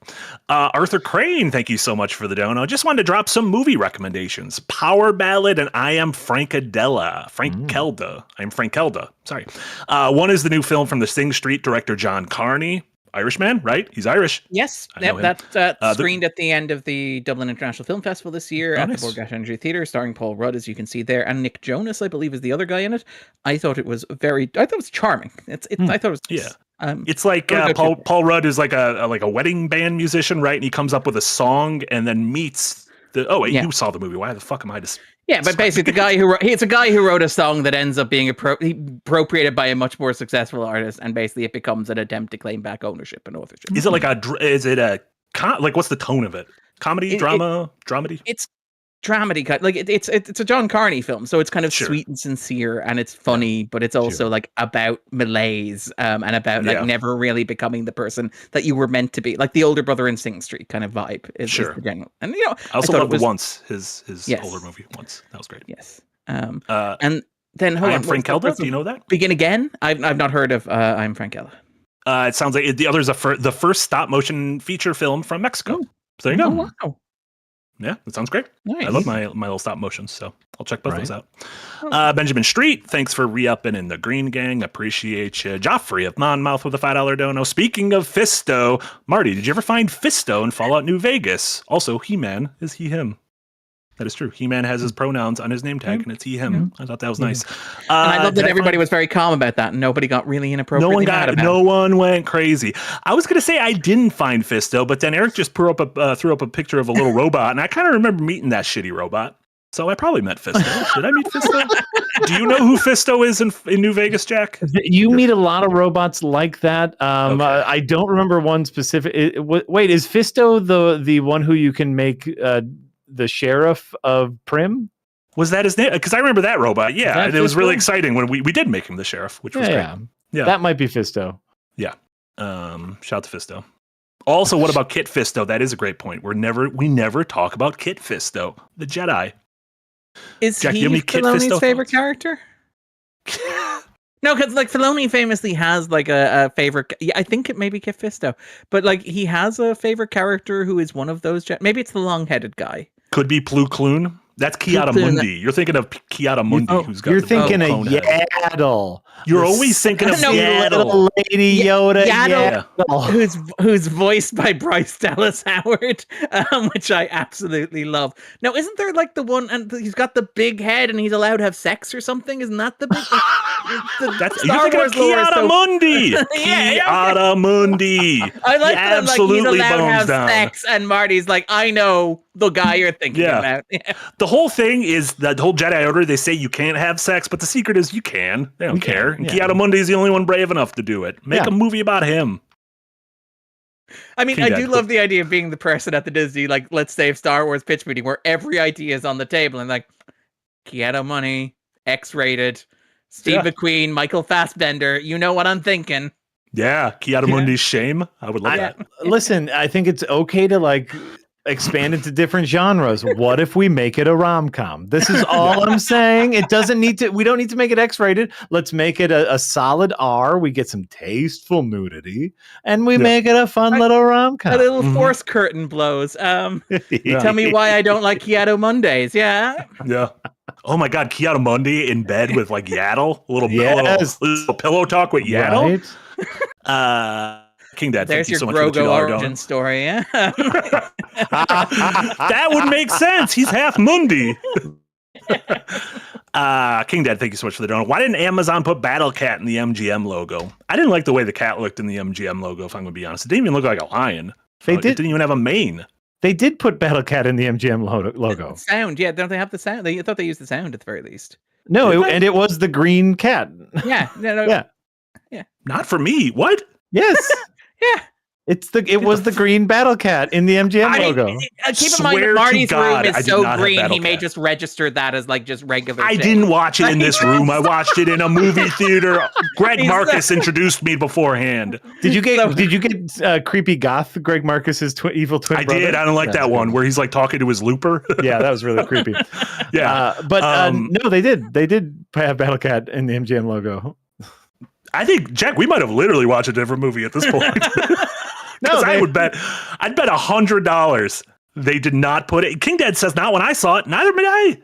I swear to God, there's two different prints of this movie.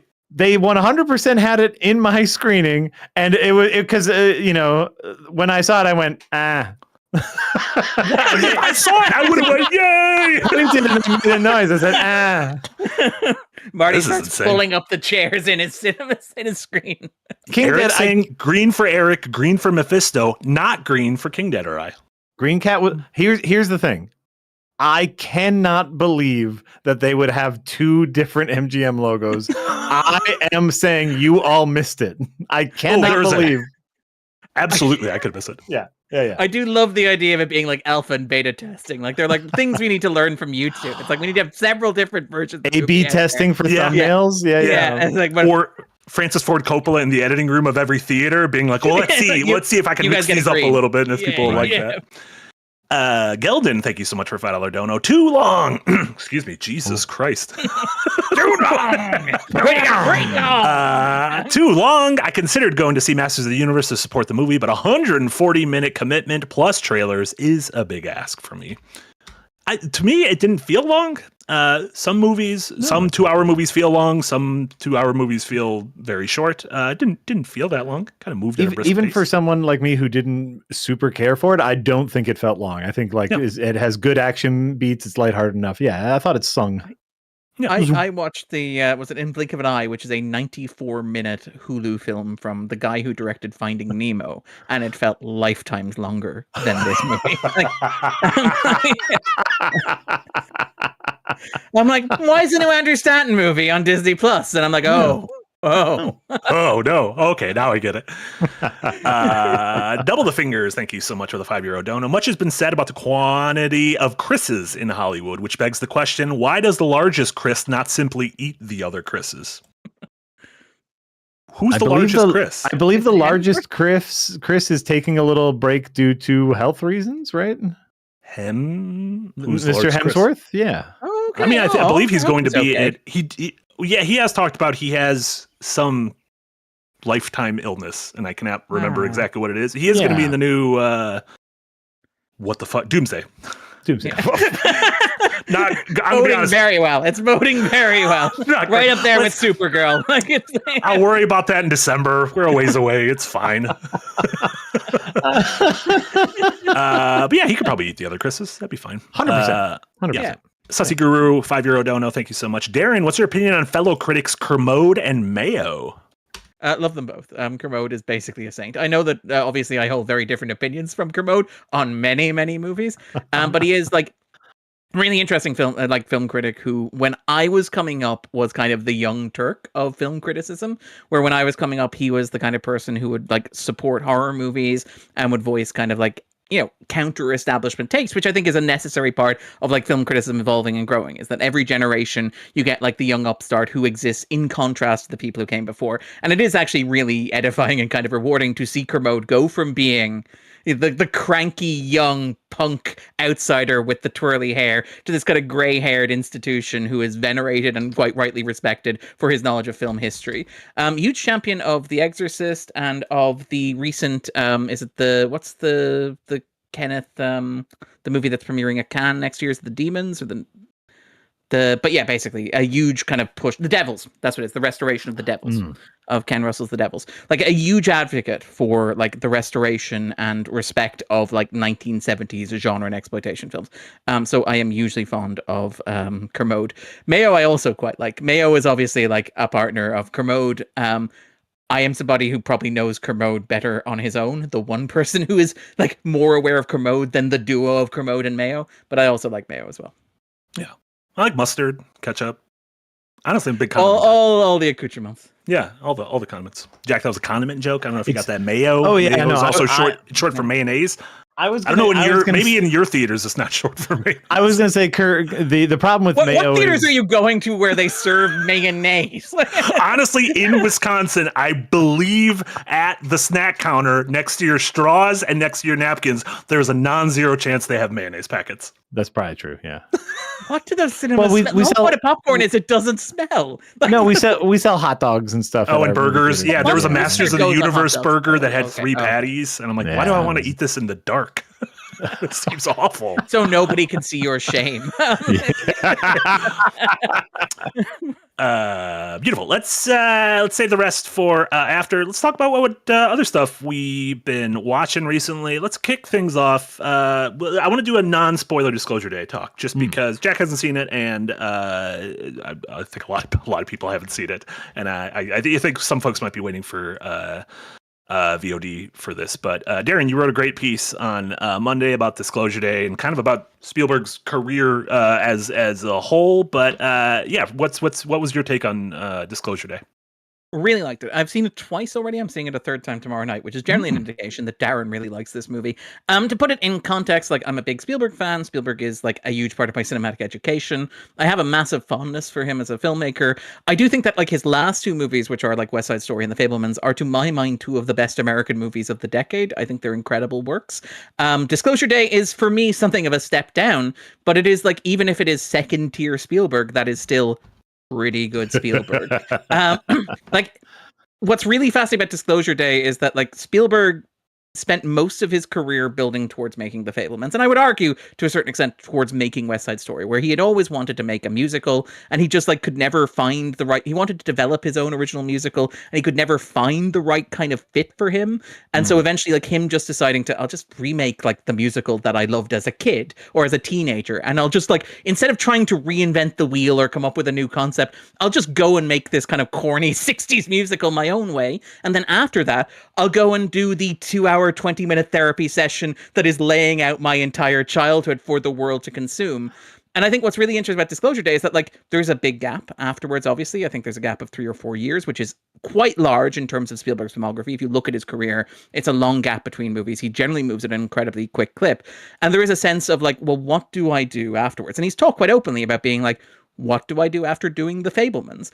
And I think what I like about Disclosure Day is without being too jokey or quippy or dismissive of the movie, without being flippant, Disclosure Day is kind of a movie about how weird it is to have made The Fabelmans, where it is like it's Okay. it's a movie about like it is very much Spielberg's love letter to the monoculture. It's Spielberg like engaging with his own history, where like The Fabelmans is obviously he goes back and he recreates his own childhood. But with Disclosure Day, what he does is he recreates his early movies. There are several set pieces in this movie that are lifted directly from previous Spielberg movies. And to be honest, most of them are in the trailer, so these aren't spoilers. So the sequence where the car is like pushed into the train, that's a sequence that he did in Jewel, which was his first movie. Like it was his first movie that was a television movie that was released theatrically overseas. The plot of this movie at one point finds like, Emily Blunt going on the run with Wyatt Russell, who is the son of Goldie Hawn, who was the protagonist of Sugarland Express, on which she went on the run with her boyfriend. And there is this sense of like Spielberg, obviously the movie is very closely connected to like Close Encounters. It is Spielberg returning to the idea of aliens. And very famously, like this is a movie that Spielberg wrote on an iPad. He like sat down on an iPad and typed out a 50-page beat for beat scene story of this movie.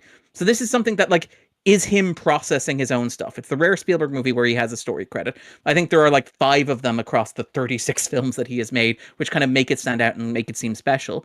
And it is, to me, without getting into like spoilers, because obviously like Disclosure Day, the marketing has been very oblique in terms of what it is about.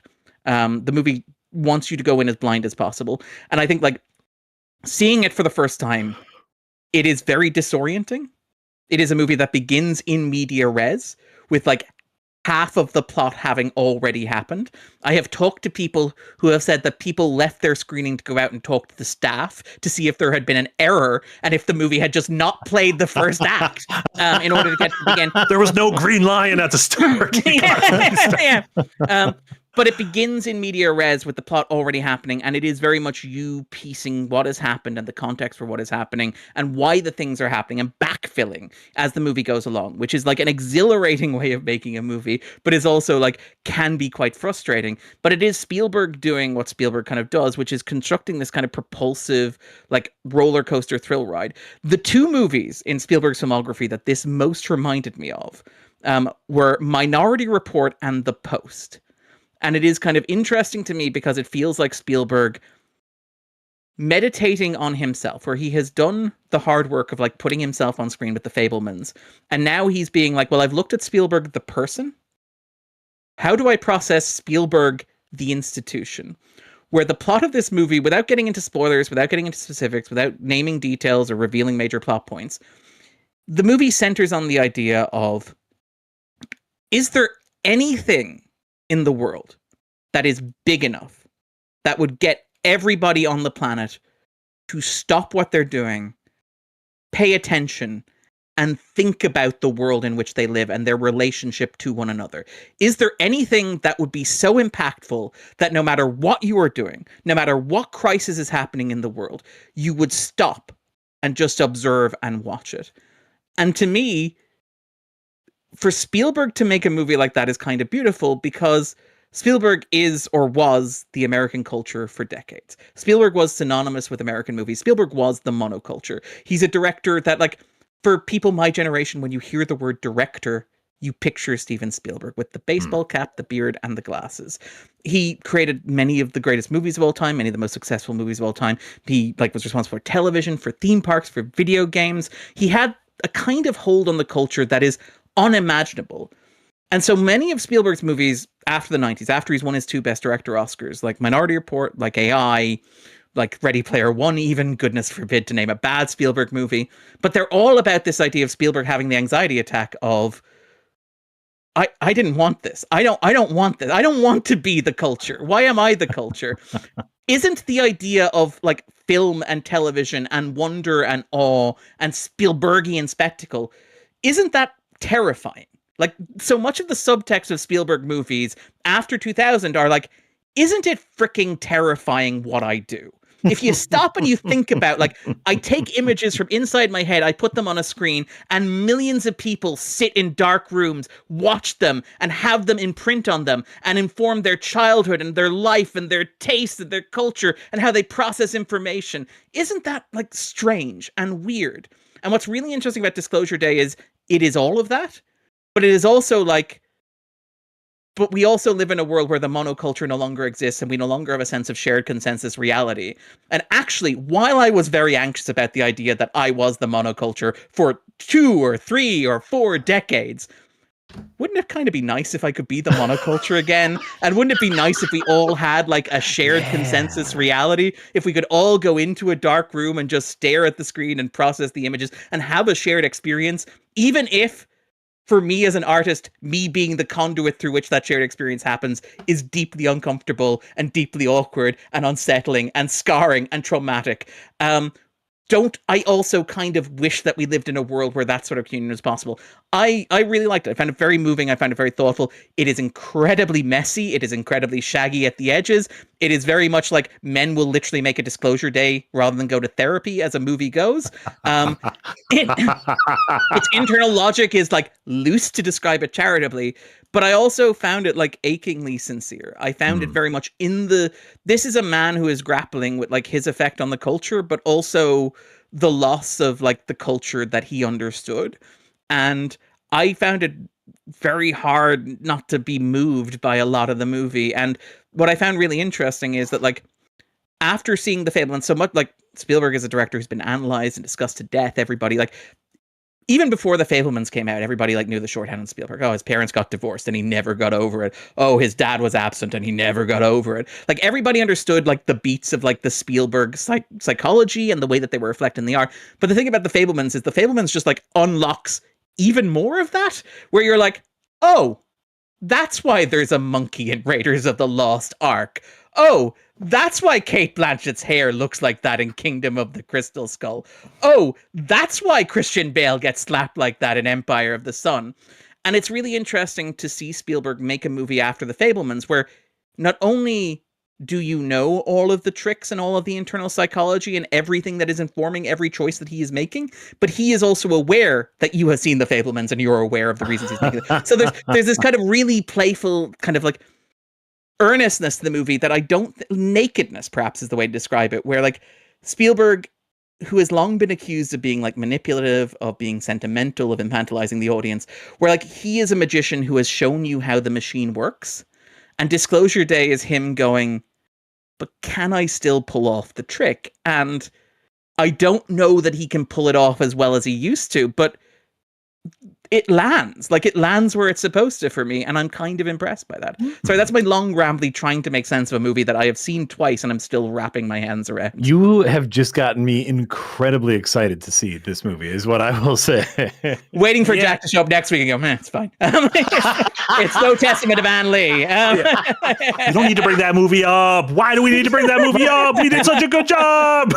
Marty, is that you tattling on yourself? Jack, I've been watching so much One Piece. 265 episodes since April 1st. Wow. You gotta finish this movie, Marty. We gotta know. I'll finish it once I finish One Piece. Unless she becomes a pirate at some point, I don't want to hear it. I don't want to hear it. There's a large sequence in which she is on a ship for a while. Yeah. Okay, I'll watch it. She might take over the ship. I think she was on. She might have been on the ship during that first half hour. I can't remember. This was a weird movie for me because I completely agree with the fact that you feel like you're in the entire movie is the second act of something else. Kind of the second half of an X-Files episode a little bit. Yes. I started thinking a lot of it, stretch over the course of a little over 2 hours. There are moments in it where just slight camera movements, you're like, oh yes, you're literally in the hands of the greatest of all time.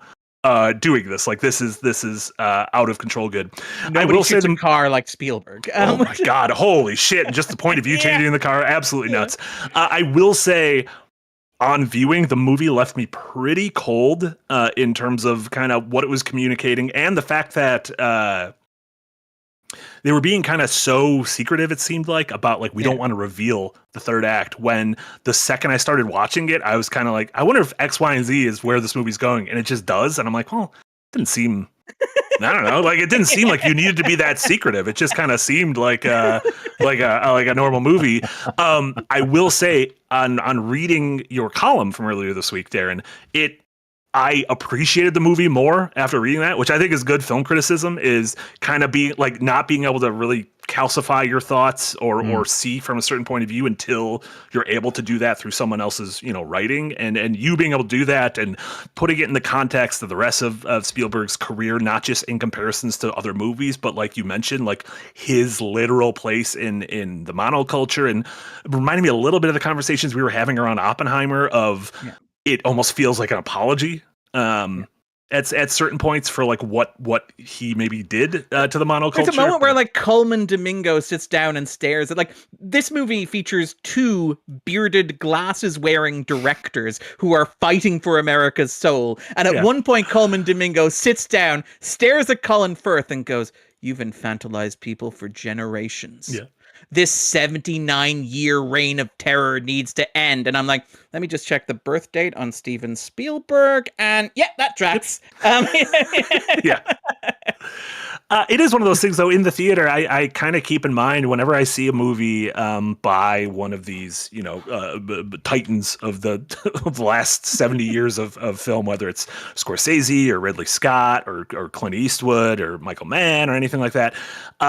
I always keep in mind this might literally be the last time I see a movie of theirs in theater. Like Spielberg 79. I don't want to be morbid, but you start getting in the 70s and 80s, you got more time behind you than you have in front of you. He's also like kind of said what he needs. Like the thing about the Fabelmans is the Fabelmans is like the last film. Everything else is postscript. That's the thing. That's what I find so interesting about this. He wants to make a Western is his thing. And then I'm like, if he's done the Western, what else has he got left in him?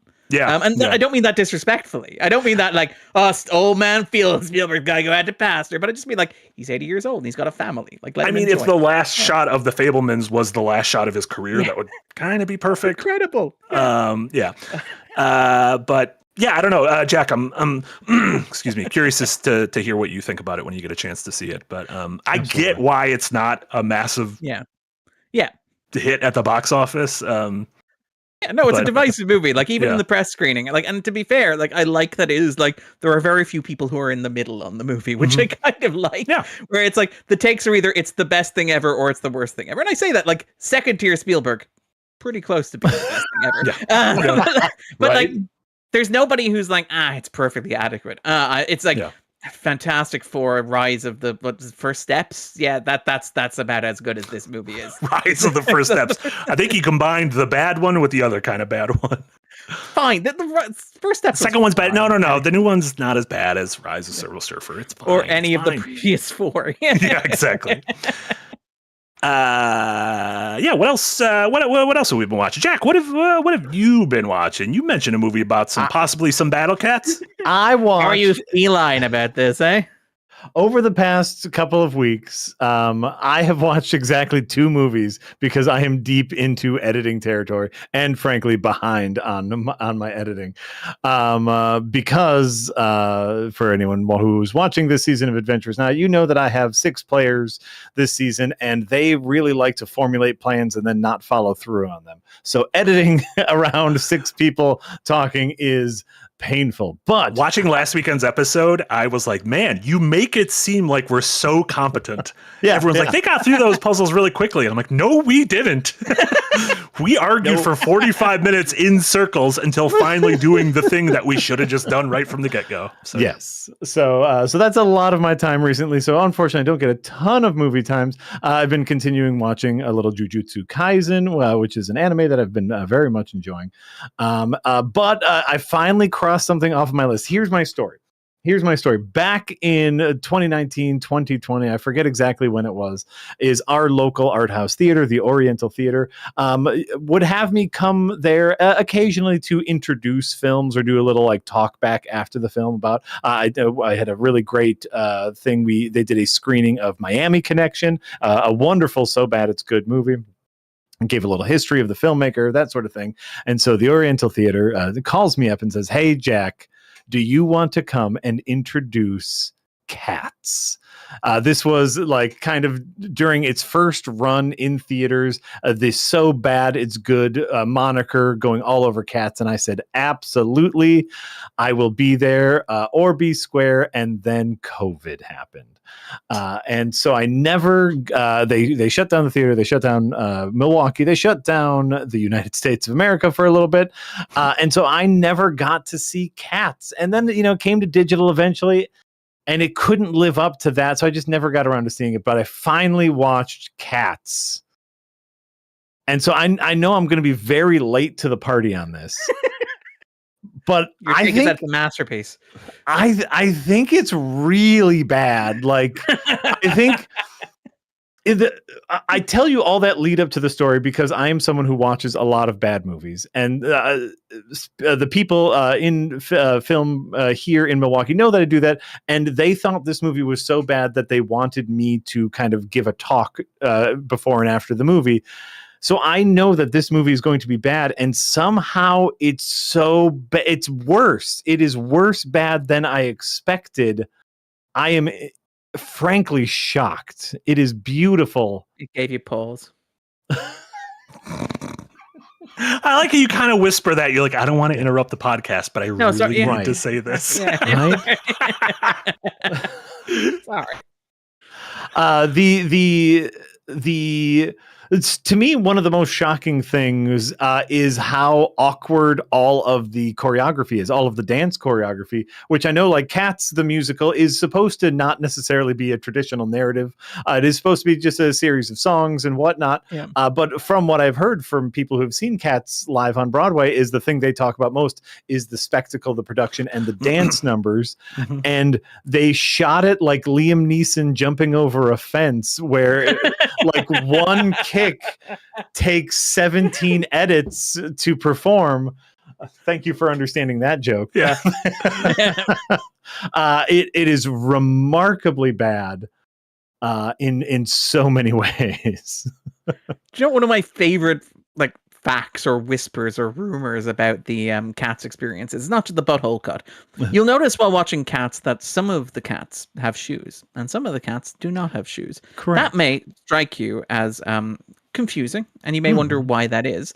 It was suggested by one of the VFX workers who worked on the film that was because Taylor Swift, who appears in the movie and does a musical number, was very concerned about her feet ending up on fetish websites based on its inclusion in the word cat. So she had to wear shoes, even though she was playing a CGI cat. And therefore, some of the cats had to have shoes added to them in post. That is apparently the rumor for why some of the cats have shoes and some of them don't in the movie Cats. Too bad she didn't have that clause in her thing of also you can't show my butthole. Oh, I didn't mean it. I didn't mean clause. Sorry, it's one of my favorite yarns about the movie. I see what you did there. Jack, were there buttholes in your version, or were there not buttholes? No buttholes in my version. It's a bummer. I also I don't know if this is a hot take. I think the songs in Cats are bad. I like musicals, and I think all the songs are bad. Isn't Cats generally regarded as a bad? I don't want to offend the Andrew Lloyd Webber heads out there, but the thing Cats is a theatrical experience. I remember going to holiday camp when I was 7, and they had a touring production of Cats, and even at the age of 7, I was like, "This is a bad musical." I'm 7. I've got no culture. I have no frame of reference for this, but this is bad, right? This does not work. I think with Cats, Darren, it's okay to call a spade a spade. Oh, I get it. Took me a little bit. Processing. Good. Landed. Yeah. Memory is very good. And is it Hudson who performs Memory here? Yes. Yeah. Kate Hudson performs Memories. And it's fine. To me, it's a fine song. It's not it's not a song I will remember. The best song is fine. It was just... It is I understand, and I've done a little research kind of before and after when I was going to give the talk about what the story of Cats is, and I understand that there is no stories of Cats. It is quite literally, we're going to kill one of you, sing a song about who you are, so we know who to kill. That's the whole story of Cats. Yeah. So you get to go to heaven. It'd be a jellicle cat, right? Well, no, they are all the Jellicle cats, but the Okay. Jellicle ball is what they are celebrating, in which they choose one of the Jellicle cats to ascend to a new form of life. And the movie adds like a subplot with like McCavity, right? Because if I remember correctly, McCavity doesn't actually appear in the musical, but he's a character in the movie played by Idris Elba to provide the movie with a structure and story. Sure. I may be wrong. I don't want to like step out of line here. I have no idea. Yes, and so in the drama, the little bit, the morsel, the crumb of drama that we get is McCavity is kidnapping notable cats, so he is the only one left to ascend to heaven. And yes, it is for someone who's writing this. It is a musical. It is a acid trip of a musical that is based on a book of poetry by T.S. Eliot. Yes. So, I always like when, like in the lead up to this releasing, directed by Tom Hooper, who won the Academy Award for the King's Speech, Les Miserables. Yeah. I like when a movie like this is coming out, and beforehand, people are like, possible Best Picture before anyone's seen it, just based on paper, being like Oscar-winning director. Adapting a beloved musical with a stat cast. This has got to be recently got a Best Picture nomination for a musical adaptation, a stage musical from the 90s. Yeah. And then when it comes out, it's like, oh, it is hard to put into words how bad of a movie this is. I love it when that happens. Is it the story that he shows up to the premiere looking very haggard and tired and is like, we just picture locked 20 minutes ago? Yeah. Right. No, and it, like the fun part for those of us who are film buffs is like what this was. The failure of this movie is a couple key and very big decisions made very early on that they realized were very wrong midway through productions. If I remember correctly, it's even like at post-production. Like they shot all the footage and they gave it to the special effects house. Because the thing is, like, they didn't want the actors wearing balls on their faces or wearing motion capture suits. I think because like Ian McKellen was like, it will interfere with my performance. And Tom Hooper, who has never made a CGI heavy movie, is like, sure, they can do that in post, right? And then provides the material to the VFX labs. And it turns out the VFX labs don't have any of the stuff that they would need to actually render the footage properly. Any of like the color, the grading or anything like that, or the mapping or anything like that. Like, again, as much as it is a terrible movie and as much as it is a bad movie and as much as it looks like a nightmare come to life, why do the mice have human faces? Why do the mice that Rebel Wilson is eating have human faces? It's also a story about like the exploitation of VFX workers and like the way that Hollywood sees post-production. Like it is so funny to me that this happened, like, not funny is the wrong way to phrase it, but that it's interesting that this happened right before the pandemic and right before we, during the pandemic, suddenly realized how exploited visual effects workers were, because you could no longer shoot like actual movies in the way that you used to shoot movies, and the visual effects stuff that had been trending that direction since the 2010s at the very latest had like really hit a zenith, where these two actors were never physically on the same set at the same time, but were being asked to make believe that they were against a green screen backdrop. And it's so fascinating that like Cats comes out pre-pandemic, before that becomes very obvious with the Marvel shows, with the Marvel movies. But it is like, I look at Cats now, I say as if I go back to it every week, but I look at Cats now and I'm like, I see that as a precursor for like so much of what like the Book of Boba Fett became, or like so much of like what like the climax of Shang-Chi looks like, where it's like, this is bad because you did it incompetently, but it's bad in the ways that like Hollywood would just accept the way to make movies in future, you know? Correct. And like, to be clear, like that's the other stark thing is you are not prepared for how bad the cats look, which is like that. This is the big decision. This was like before we shot frame one of film, we made this decision and everything follows. And the cats of Cats just look very bad. It's amazing. Yeah. But again, because of like just basic stuff of like not even doing measurements before he started filming, the cats keep changing sizes because the VFX artists have no idea what their size of the characters are meant to be in relation to the props of the objects around them. Yeah. And so, and we talk about that a lot, where it's just like, whose failure is this? And the glorious thing about Cats is it all just lands on exactly one person. One thing I found funny about that is you mentioned Ian McKellen being like, doing the CG, the balls thing is going to hurt the performance. It's like, well, enjoy filming Doomsday, Ian McKellen. 'Cause let me tell you, you're going to be speaking at a lot of people who are not in the same country as you right now. Yeah, but that doesn't inconvenience him, Marty. Like, No. he doesn't have the tennis ball glued to him. And the paycheck's probably high enough, so it's fine. Wasn't it? Didn't we hear recently Tom Holland coming back from shooting the Odyssey to Spider-Man saying, "Hey guys, have we heard about this thing called having a completed script before we shoot a movie?" Him going back to Sony and being like, "Oh, did you know we could do this?" Let me tell you, we just did that over in the Odyssey. It went great. Yeah. I mean, we always bring up the Eternals. It reminds me of Kevin Feige being like, it was crazy. Chloe Zhao was like, we can shoot outside during like a certain time of day and use that lighting, and him being amazed by it. And it's like, what is happening here? I mean, again, it is worth noting, I think Hooper, despite directing several Best Picture nominees, has like not made a single movie since Cats. He's got like Photograph 51, which is due out from Film Nation Entertainment, definitely a real company and a very respected film studio. But yeah, it is like, amazing to see like director's jail actually work. That's how bad Cats is, that director's jail actually works. You know what? Good. It is that bad. But by the way, for those of you who are fans of movies that are so bad they are fascinating, I don't know if I would say so bad it's good, but it is a fascinating watch. I do recommend it as a curiosity, as an oddity. Well, and like going back to earlier about behind the scenes featurettes and Teens You Gotta Make a Movie, there's like a full 2-hour long documentary on the making of this and its failures, The Truth About Cats and Dogs. Darren, what have you watched recently? He's so funny. Three quick TV shows I have to mention because they're on at the moment, which I quite enjoyed. So I've seen the first 4 episodes of the new season of House of the Dragon, which is starting this Sunday on HBO. Get the fuck out of here. It's coming back on Sunday? Shock horror. Yes, it's coming back. I was going to do a rewatch. This One Piece is screwing up my equilibrium.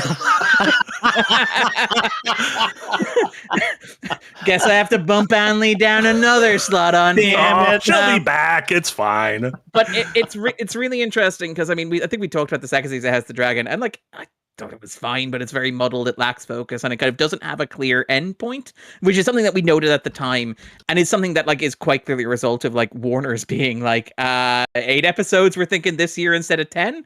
And it is so fascinating to watch the 3rd season because the first 2 episodes of the 3rd season are very obviously the last 2 intended episodes of the 2nd, which is kind of incredible. It gives the season like a really strong start because if you're familiar with like the story structure of a Game of Thrones season, it is typically episode 9 is the big expensive episode where everything happens and is really shocking. And then episode 10 is the here's the new status quo that will lead you into the rest of the season. And that is a structure that works very well to end a season. So not having it on season 2 is a problem, but it's also a structure that works quite well when you're opening a season. So it worked pretty well here. I think it has a much stronger sense of itself this season than it did in the first 4 episodes of the 2nd. I haven't seen all 8. I can't testify to it. I still think Night of the Seven Kingdoms was generally a better show, much more charming show, much more comedic. But I like this. I think we talked about it. I am the one person in the world who is like, first season of House of the Dragon is great. It's kind of what I want from Game of Thrones, where it's just like, what if The Crown, but in Westeros? Where it's like, what if we do 10 episodes that chart the fictional history of this dynasty of blonde-haired people across like 50 years and just like chart the small little like insecurities and conflicts and disagreements that lead the way to the war that destroys the kingdom. I don't think the show, since the first season ended and it's kind of shifted into a regular, lighter Game of Thrones type clone, has worked as well for me. I think the best and worst thing about House of the Dragon is that it is like Game of Thrones, but smaller, in that it has adopted the same structure and rhythms of Game of Thrones, where it has an episode and it will jump across locations and you follow characters in different places as they do particular things to advance the plot. And each of the episodes is generally built around a common central theme. And that is the structure of Game of Thrones, and that is the structure of House of the Dragon. And Game of Thrones got to the point where you had like hundreds of characters stretched across thousands of miles, and it became impossible to almost keep track of it. But it also became impossible to resolve those in any way that was remotely satisfying, as proven by the TV show and the books, which definitely will exist at some point. We absolutely positively promise when we figure out how to do that.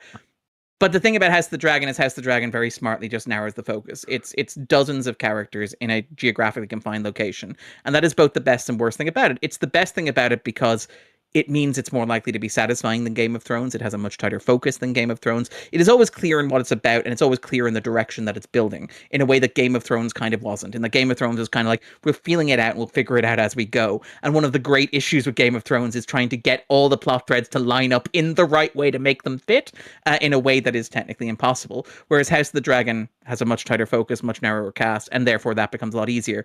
That's also, kind of, for me, a limitation in the show as well, where like, I kind of liked the reckless, stupid ambition of Game of Thrones.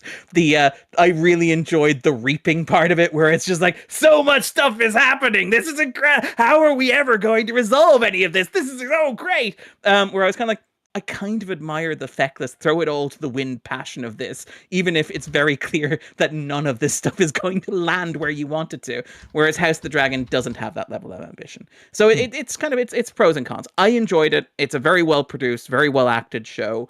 I think it has a much clearer idea of where it's going than Game of Thrones did at this point in time.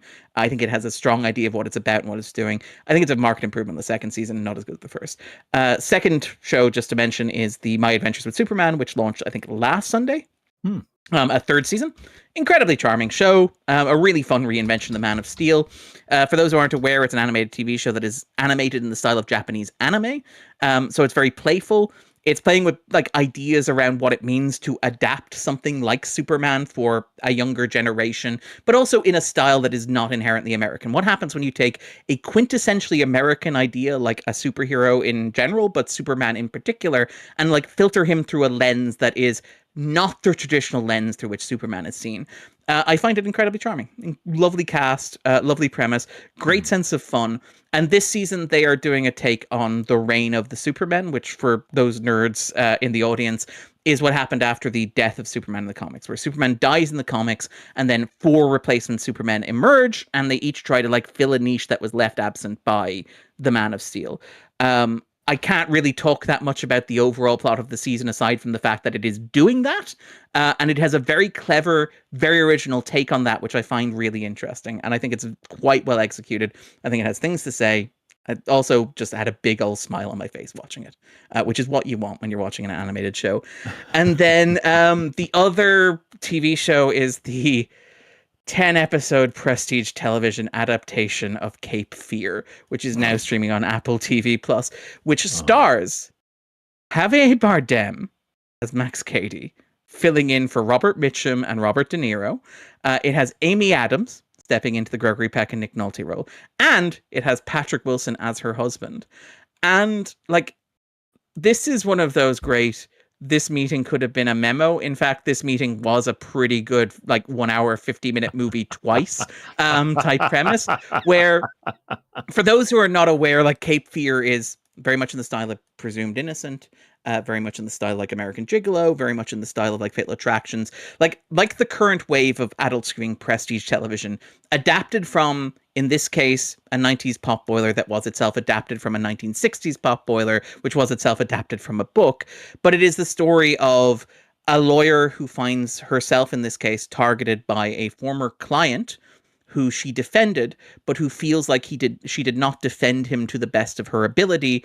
And so when he is released on a technicality after he is exonerated, decides to dismantle her life around her. And that is a movie that has been made twice.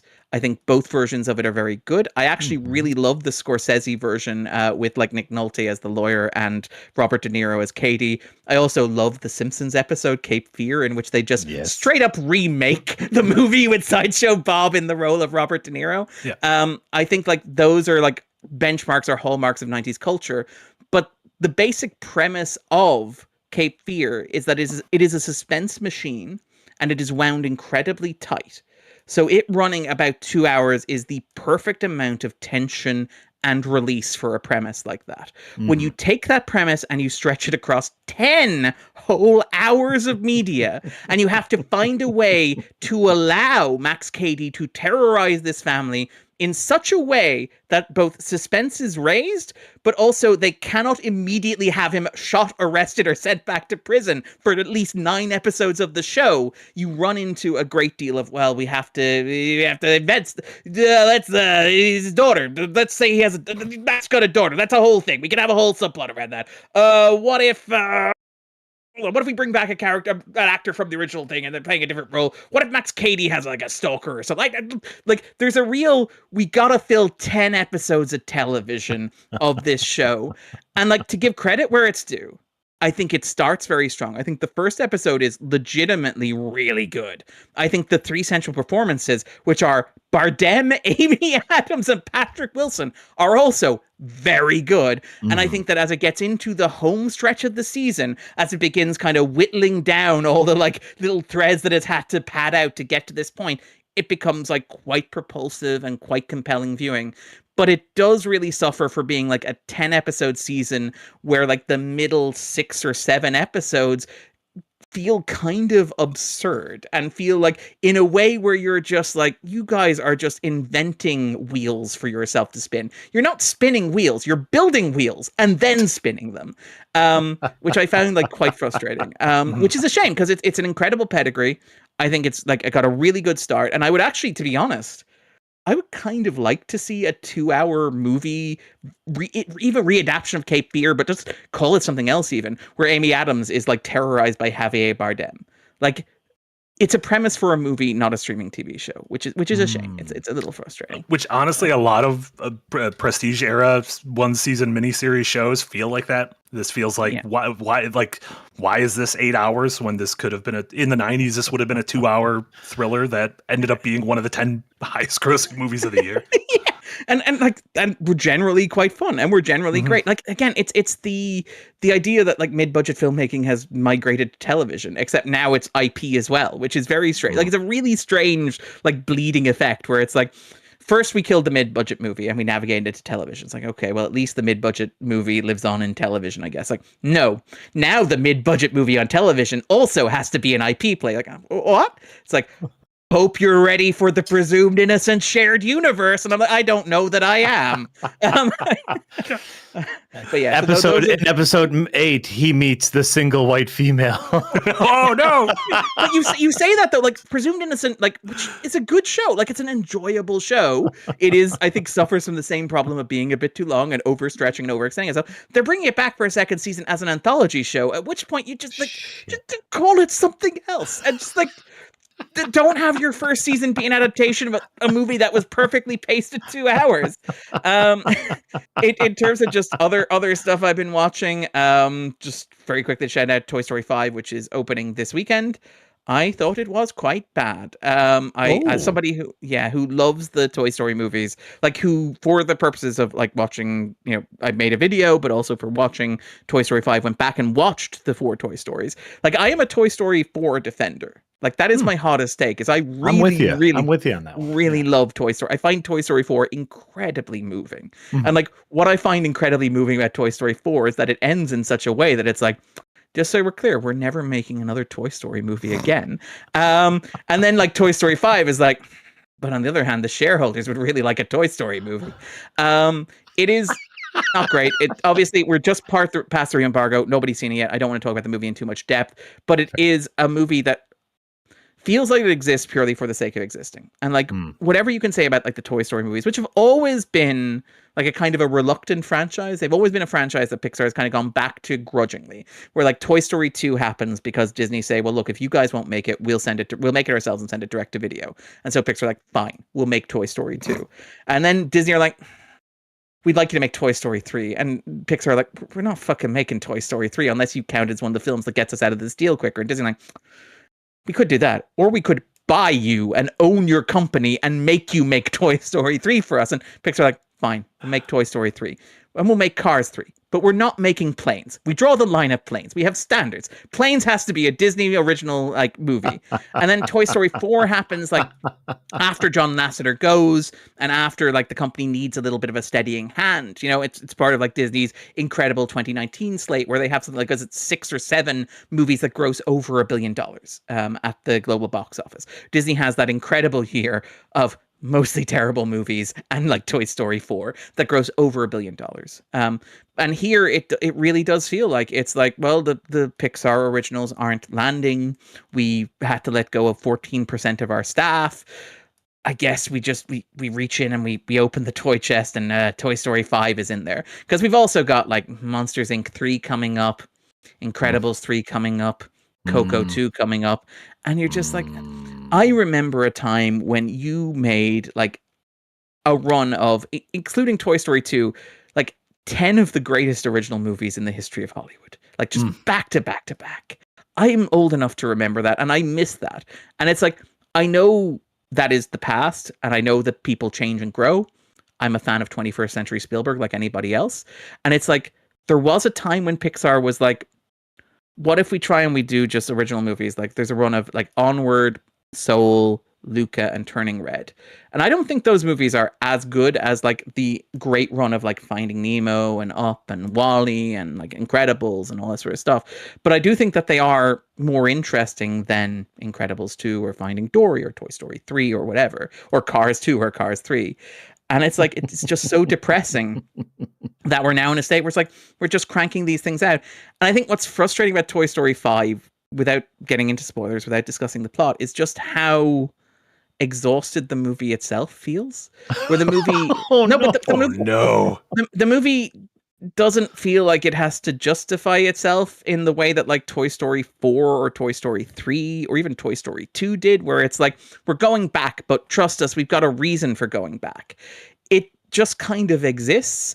And like, if you've seen Toy Story 4, you know that like Woody at the end of Toy Story 4 is put in a position where if you were to bring Woody back for a follow-up movie with Buzz Lightyear, you would have to like require a lot of careful thought and maneuvering, and you'd have to think very carefully about the plot logistics of it. And Toy Story 5 is just like, no, he just comes back. That's the problem. Woody's back in the room. That's what we're doing now. It's like he hears a miscommunication. He's like, I'm gonna go back to Bonnie's room, and he's in Bonnie's room, and it's like, well then, what is the point of him being outside Bonnie's room? What is the point of like the tearful goodbye at the end of Toy Story 4 if he's always just like a phone call away from a house call? If it's like, if you need Woody, you can call him and he'll be there in the afternoon.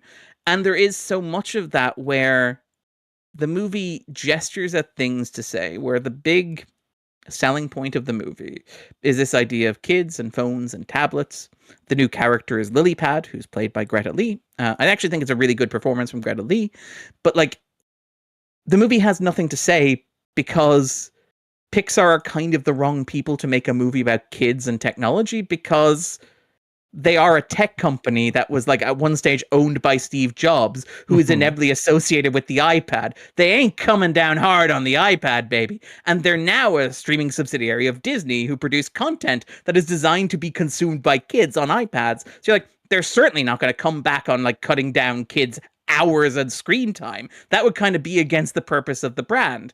And so the movie just ends up kind of circling around these things with nothing to say. And it's just, it filled me with a sense of like profound sadness in a way that like, you know, Toy Story 3 and 4 were sad, but they were sad because they were meant to be sad. And they were sad because they were about saying goodbye and putting these things away. Toy Story 5 made me feel sad in a way that the movie didn't intend, because I'm like, this is Andrew Stanton. This is the guy who directed Finding Nemo and WALL-E. You know, I know that like John Carter didn't work the way that anybody expected it to work. I'm sorry about that, but it does feel like he never recovered. And now like he came back and he made Finding Dory, which I like. I like Finding Dory. I find Finding Dory is one of the better of like the 2010 sequels for Pixar. If you discount the 2 Toy Story movies, I think Finding Dory is the best of those sequels. But it's like, he's the kid who like moved out of the house and is now living in the basement again, and is now not only making sequels to his own hit movies, he's making sequels to other people's hit movies in a way that I find very sad. And then you have the fact that Toy Story has been running now at this stage for 30 years, which means that several of the cast members have moved on. Obviously, Don Rickles, who's Mr. Potato Head. Obviously, Jim Varney, who does the voice of Slinky, and obviously even more recently Carl Weathers, who was Combat Carl in like Toy Story 4, which is like a delightful performance, and like so many of the great performances in Toy Story 4 is just like we bring in Keanu Reeves and have him do a couple of scenes, and they're just great fun. Combat Carl's getting played with tonight, and it's like those actors are dead, but those characters are still around. And it is so disorienting to hear those characters speak with voices like. You cast Jim Varney, you cast Don Rickles, you cast Carl Weathers because those are voices that are irreplaceable and they're distinctive. And when you hear them, even if you're a kid and you have I'm 13 years old. I have no idea who Don Rickles is, but I know that that's what Mr. Potato Head sounds like. So when you have Mr. Potato Head talk and he doesn't sound like that, it's disorienting and it's kind of alienating. And it's like, I know, they replaced Jim Varney in Toy Story 4, I believe in Toy Story 3 as well. But it's like, I understand that because those movies were good and those movies were about things. And it's the fact that Toy Story 5 is not, is kind of what is jarring. I should not be sitting there having the time watching the movie to think, I miss Jim Varney, I miss Don Rickles. And the fact that I do is kind of sad. So sorry, that has been my very long rant about how I feel about Toy Story 5. I look forward to Jack coming in next week and being like, actually, I think it's a masterpiece. I'm gonna be honest. I think it's great. I think it's phenomenal. Like really, it's about the allegory. I spend most movies. It's a study of masculinity. It's a real study of like modern. I think He-Man should have taken some notes. Sorry. Yeah. Honestly, I spend most movies thinking about how I miss Jim Varney. So that's fair. Even the ones that he's not in. Besides the point. Very quickly to run through some other ones. I did see Propeller One Way Night Coach, which is the John Travolta vanity project for Apple. The one that is John Travolta writing, producing, and directing, adapting the book by John Travolta, which is a fascinating movie. It is 58 minutes long. It is not good. I want to be very clear and get that up front. Yeah. It is not good, but it is absolutely fascinating. And it is, obviously he wrote it in the 90s, and it is about his own childhood, and it's about like his love of planes. But you watch it now, and this is a story about a woman and her child who get on a plane and fly into the long, dark American vast night. And you think about John Travolta, who over the past decade or so has like suffered these incredible losses, the death of his son, the death of his wife, which have profoundly moved him and affected him. And you watch the movie, and it is very clearly about that, or him processing that in the way that John Travolta does, where like there are these long lingering shots of the mother where the narration goes, and I'll always remember her that way, or like the child going, and I was so innocent back then, and you're like, this is you working through some stuff, John, and I find it kind of deeply moving. And as soon as he does that, there is kind of this almost incredible mental block that goes up where he's just like, so anyway, I was looking out my window, looking at planes going overhead, and I would think to myself, how many people fly overnight across America, do you think? I mean, do they land places? What must it be like? Oh no. John, it's okay for you to feel sad about this. John, it's okay for you to have feelings and thoughts.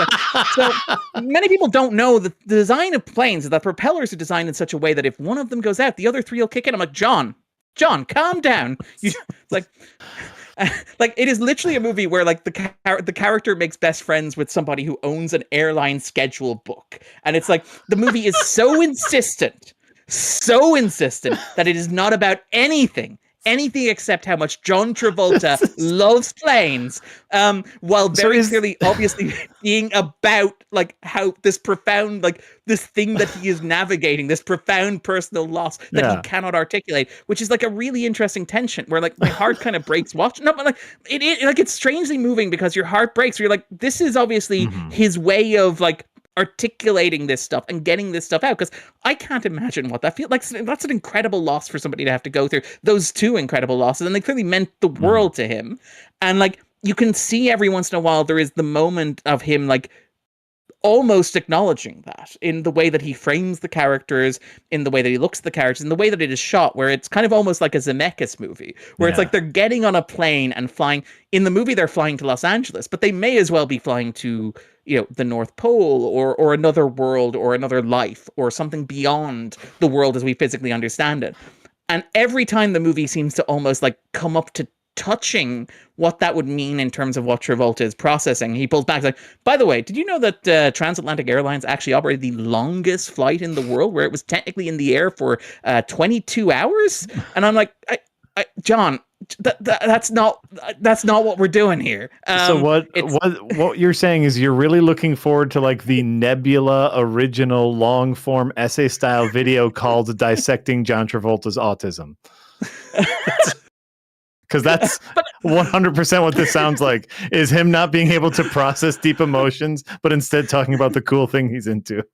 I mean, like, one of the, I wish I could shout them out. A fellow film critic made the observation that this is why John Travolta is like the one Scientologist who seemed like immune from all the weirdness of that religion. It's because his brain is just wired different. Yeah. It's like his brain, like their attempts to brainwash just cannot get through. But John, we got cool planes. And he's like, I'm in. I'm in. Did we talk about Scary Movie? Also, really quick, there is a stream on the hour, and we got about 20 super chats left. Let's run through that. Right. Sorry, I wanted you to get your propeller story out, but I did want to say we probably should get the super chats. That is fair. Scary Movie, thumbs up or thumbs down. That's all you get. Thumb up or thumb down. For the audio audience, the thumb was down. You saw a little bit of that. Somewhere in like the minus 45 degree range, minus 100. No, minus 100. Okay, so not 100% down. By the way, we're also going to talk about that in 2 weeks because I really want to see that. I'm very curious. Okay, there you go. Going over these super chats. Thank you so much, Sussy Guru. €5 dono. Any thoughts on the Stargate cancellation by Amazon?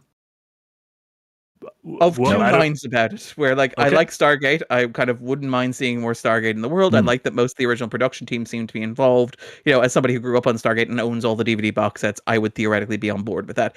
The other side of that is that there's the part of my brain which is, this is the realignment that kind of needs to happen in Hollywood, where it's like, we can't just keep going back and rebooting old IP and throwing huge budgets and putting it on streaming. Correct. Where like people are, and understandably Stargate fans are very upset about that. I completely understand it. It does suck that Stargate did not get in early enough to have like the Star Wars, Star Trek, Marvel streaming TV moment. It sucks that it came in at the point where Doctor Who, Star Trek, and Star Wars are all dead because streaming is a dead end and there's no future in it.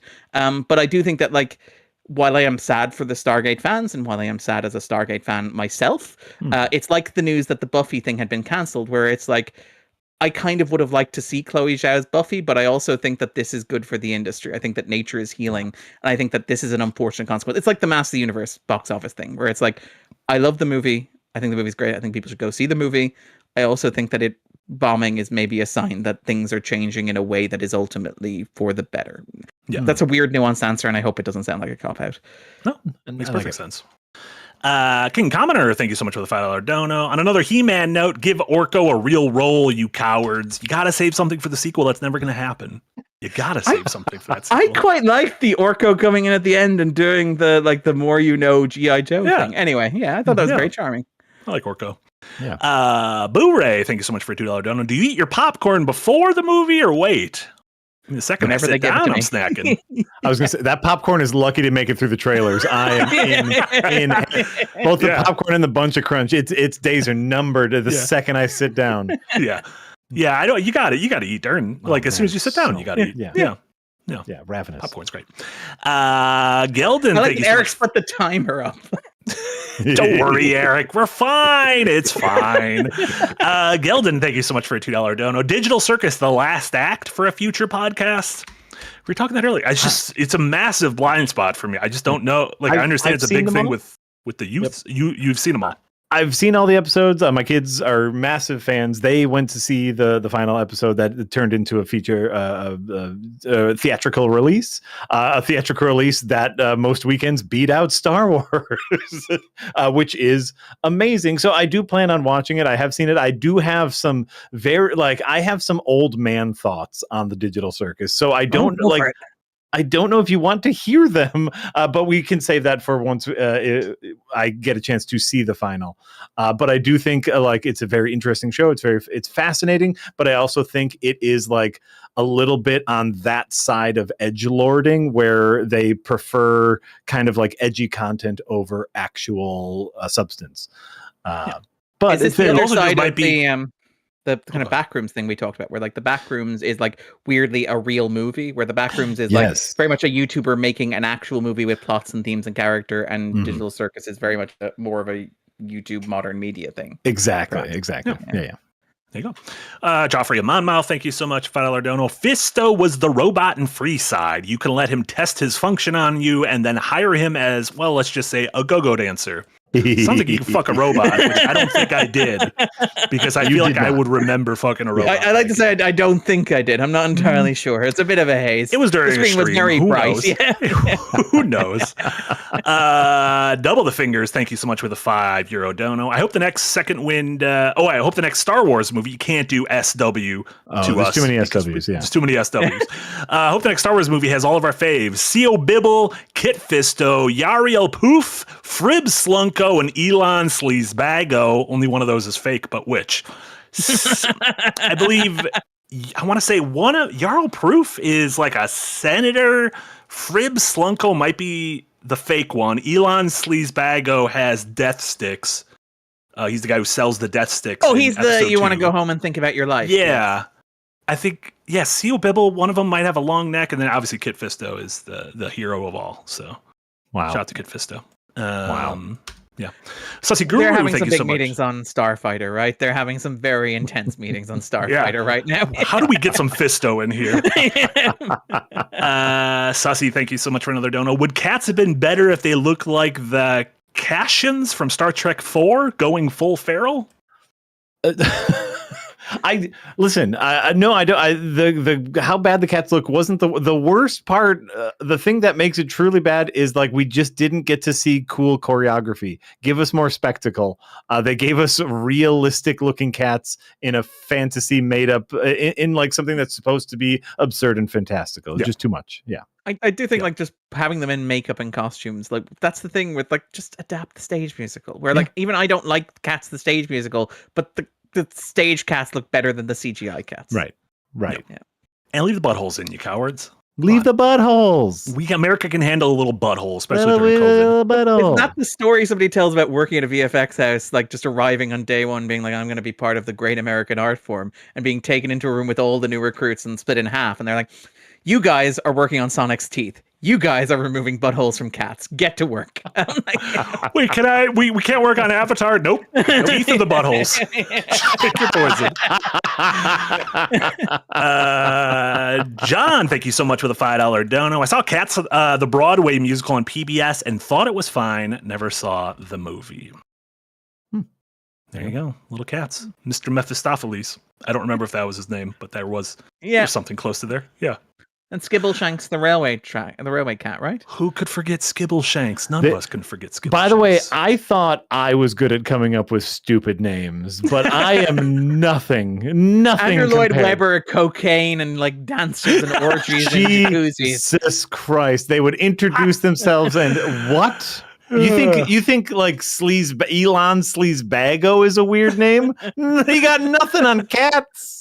But I do also think a lot about, like, when I hear about cats, I also have the association of Team America World Police as well, to be fair. Sure. That is another, like, cats thing that imprinted on my psyche. RIP, out of ideas. Thank you for the dono. I watched Cats on its premiere. A lot of people mentioned about the buttholes, but nobody mentioned the nipples. Some had 2, some have 6. It was really cursed. Couldn't get the nipple count right. What? The story of the movie. Like Judi Dench's human hand appeared at one point in the original cut of the movie. They like kept patching it. They kept like re-releasing recuts of it to like the cinemas. Yes. That's insane. That's insane that they were doing patches. Yeah. I'm starting to think it's a bad movie.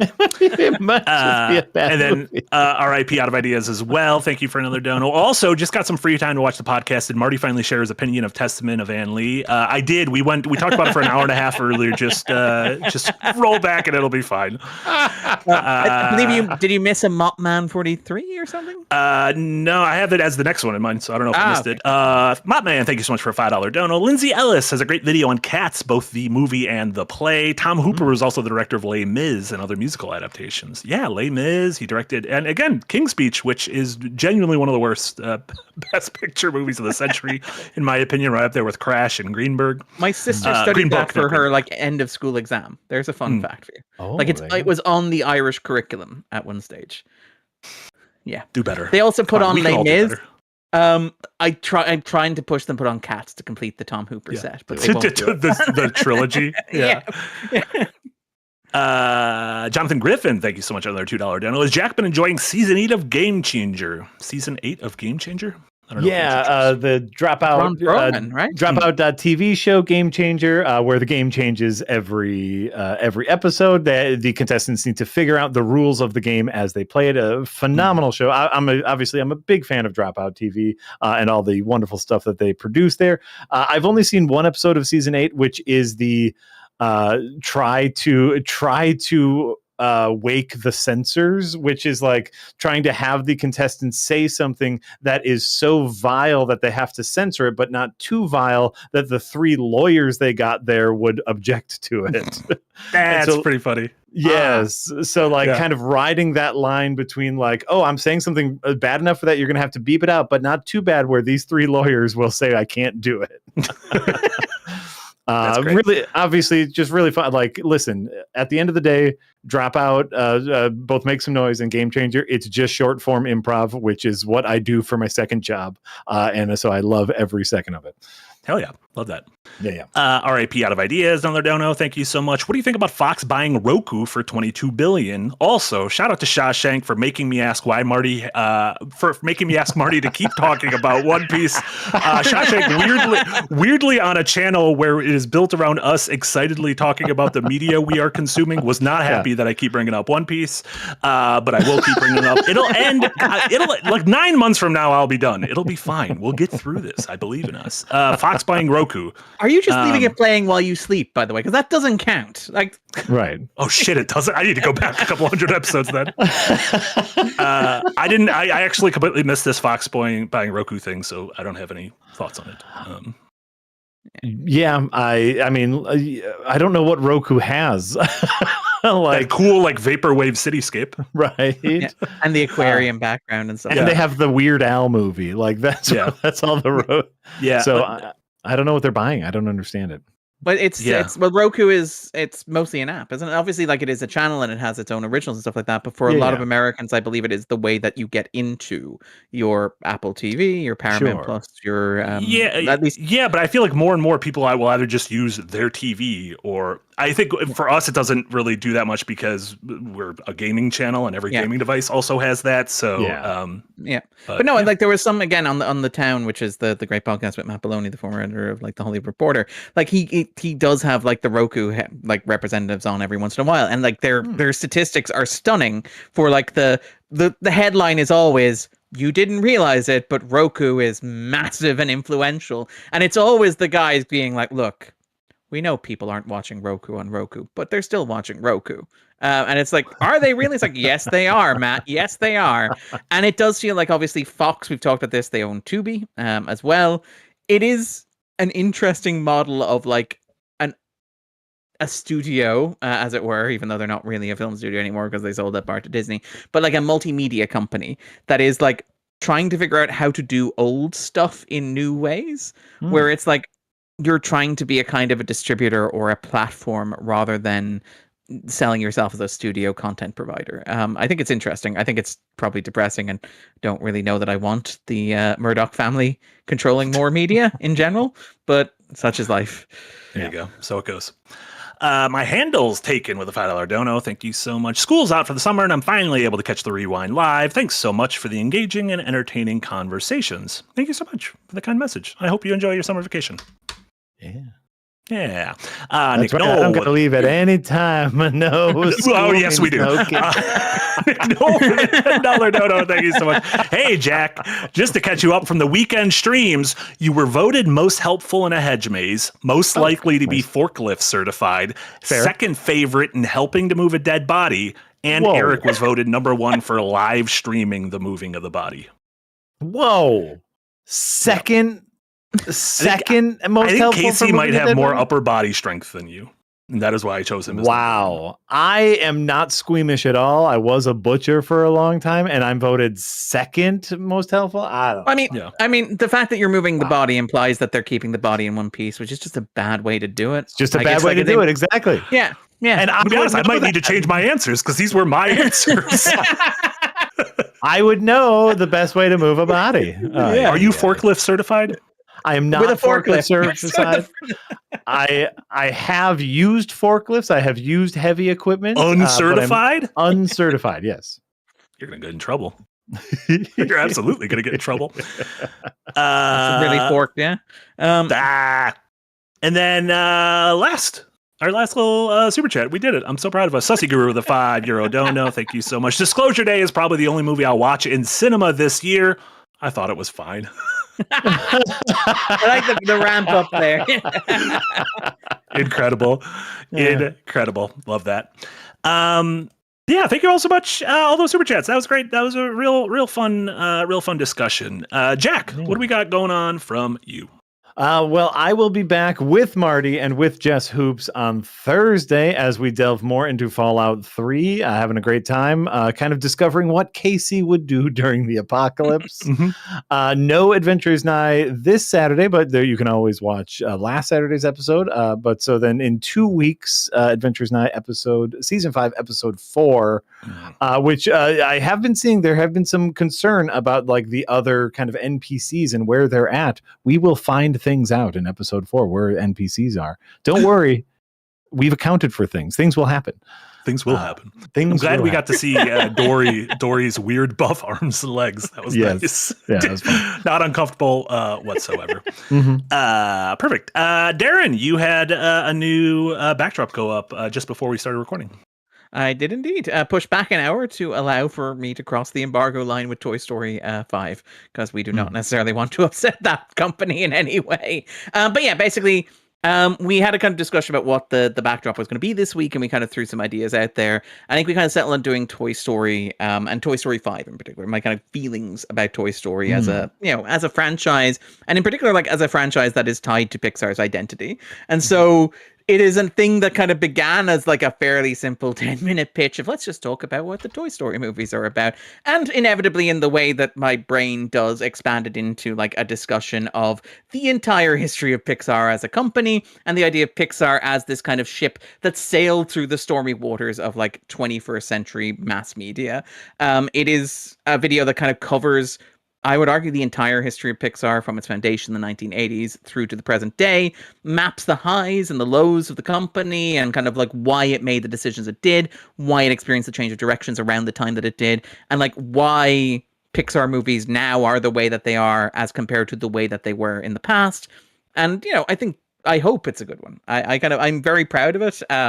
I'm proud of all of them, but like I am kind of quite chuffed that it's like this is a really silly, ambitious thing for me to try to do, to try to turn Toy Story into an allegory for Pixar's internal identity crisis. But I hope it makes sense. I hope people enjoy it. It was fun to edit as well because it means looking at a lot of great movies and also cars. Yeah. Great movies and cars. And cars. You also didn't have any catastrophic computer problems while doing it. No. This time nothing wiped, which was great. Awesome. Yeah, and then check out Darren has columns on Monday and Friday at the $5 tier on Patreon. Like I mentioned, a great column on Disclosure Day. Highly recommend if you watch Disclosure Day to read Darren's column on it. If you're anything like me, it'll kind of unlock a lot of parts of the movie. Also, real quick, as we are figuring out if you are a Phoenix tier Patreon member, we do a monthly Phoenix tier movie screening where we watch a movie live. Those of us here at Second Wind goof over the movie. You can watch live and chat with us and all that. And the Phoenix tier patrons are choosing at least what movies are going to be put on a wheel to spin for this month. Yes. So If you are a Phoenix T patron, check that out. If you were thinking about bumping up, now would be a great time. Do we have any candidates so far? I mean, I know it's only halfway through the month, but do we have any we had some good. We had a Dragon 1-2 combo with Dragonheart and Rain of Fire. And that's a little bit where that's a pretty good one. Yes. Look at that little Rain. Shockingly, Rain of Fire is like pretty great. I think it's kind of a good movie. I think it's secretly kind of a good movie. And you are Christian Bale apologists, and I go, this is insanity. Insanity. This is insanity. You think it's just all right. To be honest, that was beautiful. That was beautiful. But yeah, we have a ton of great stuff on the channel. Check out yesterday the latest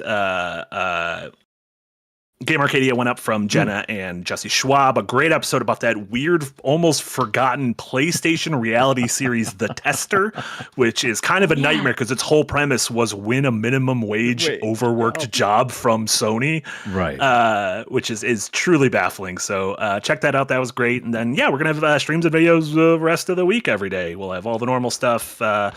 Yahtzee Tries tomorrow, new Fully Ramble-matic tomorrow, and then as we mentioned, Nick and Jenna will be back with Prince of Persia imminently. 15 minutes in 16 minutes. So I think if we can just go for if we can go long enough to where they get worried, I think that's what if we need to make them sweat? Yeah. What if we could just merge them and they just kind of like this bleeds into it? I mean, I did watch a whole bunch of Spielberg movies. I've got a lot of thoughts on. We can run through them itemized. I kind of hear more about that Propeller movie. Kind of like this. His God is like legitimately good, by the way. If you're looking for a good movie, I've heard. Yeah, I want to really see His God it. Is. Sterling K. Brown, right? Yes, and it's directed by Alicia Harris, adapting her own play. Mm-hmm. It is a movie that I would not know was a stage play. It's so cinematic. Recommend that. Like as much as I was like, let's delve into the weird psychology of John Travolta. Is actually quite good. Yes, there you go. Perfect. So that's going to do it for us. Thank you all so much, everyone watching live, listening on your podcast service of choice, anyone who supported us via Super Chats, and of course, all of our wonderful patrons. We literally could not do this without you. Mm-hmm. So for Jack, Darren, and Eric, this was Marty. This was The Rewind, episode number 48. Thank you all so much. Everyone have a wonderful rest of your Tuesday, and we'll be back in about 15 minutes with Prince of Persia. Bye. Bye, everyone. All right.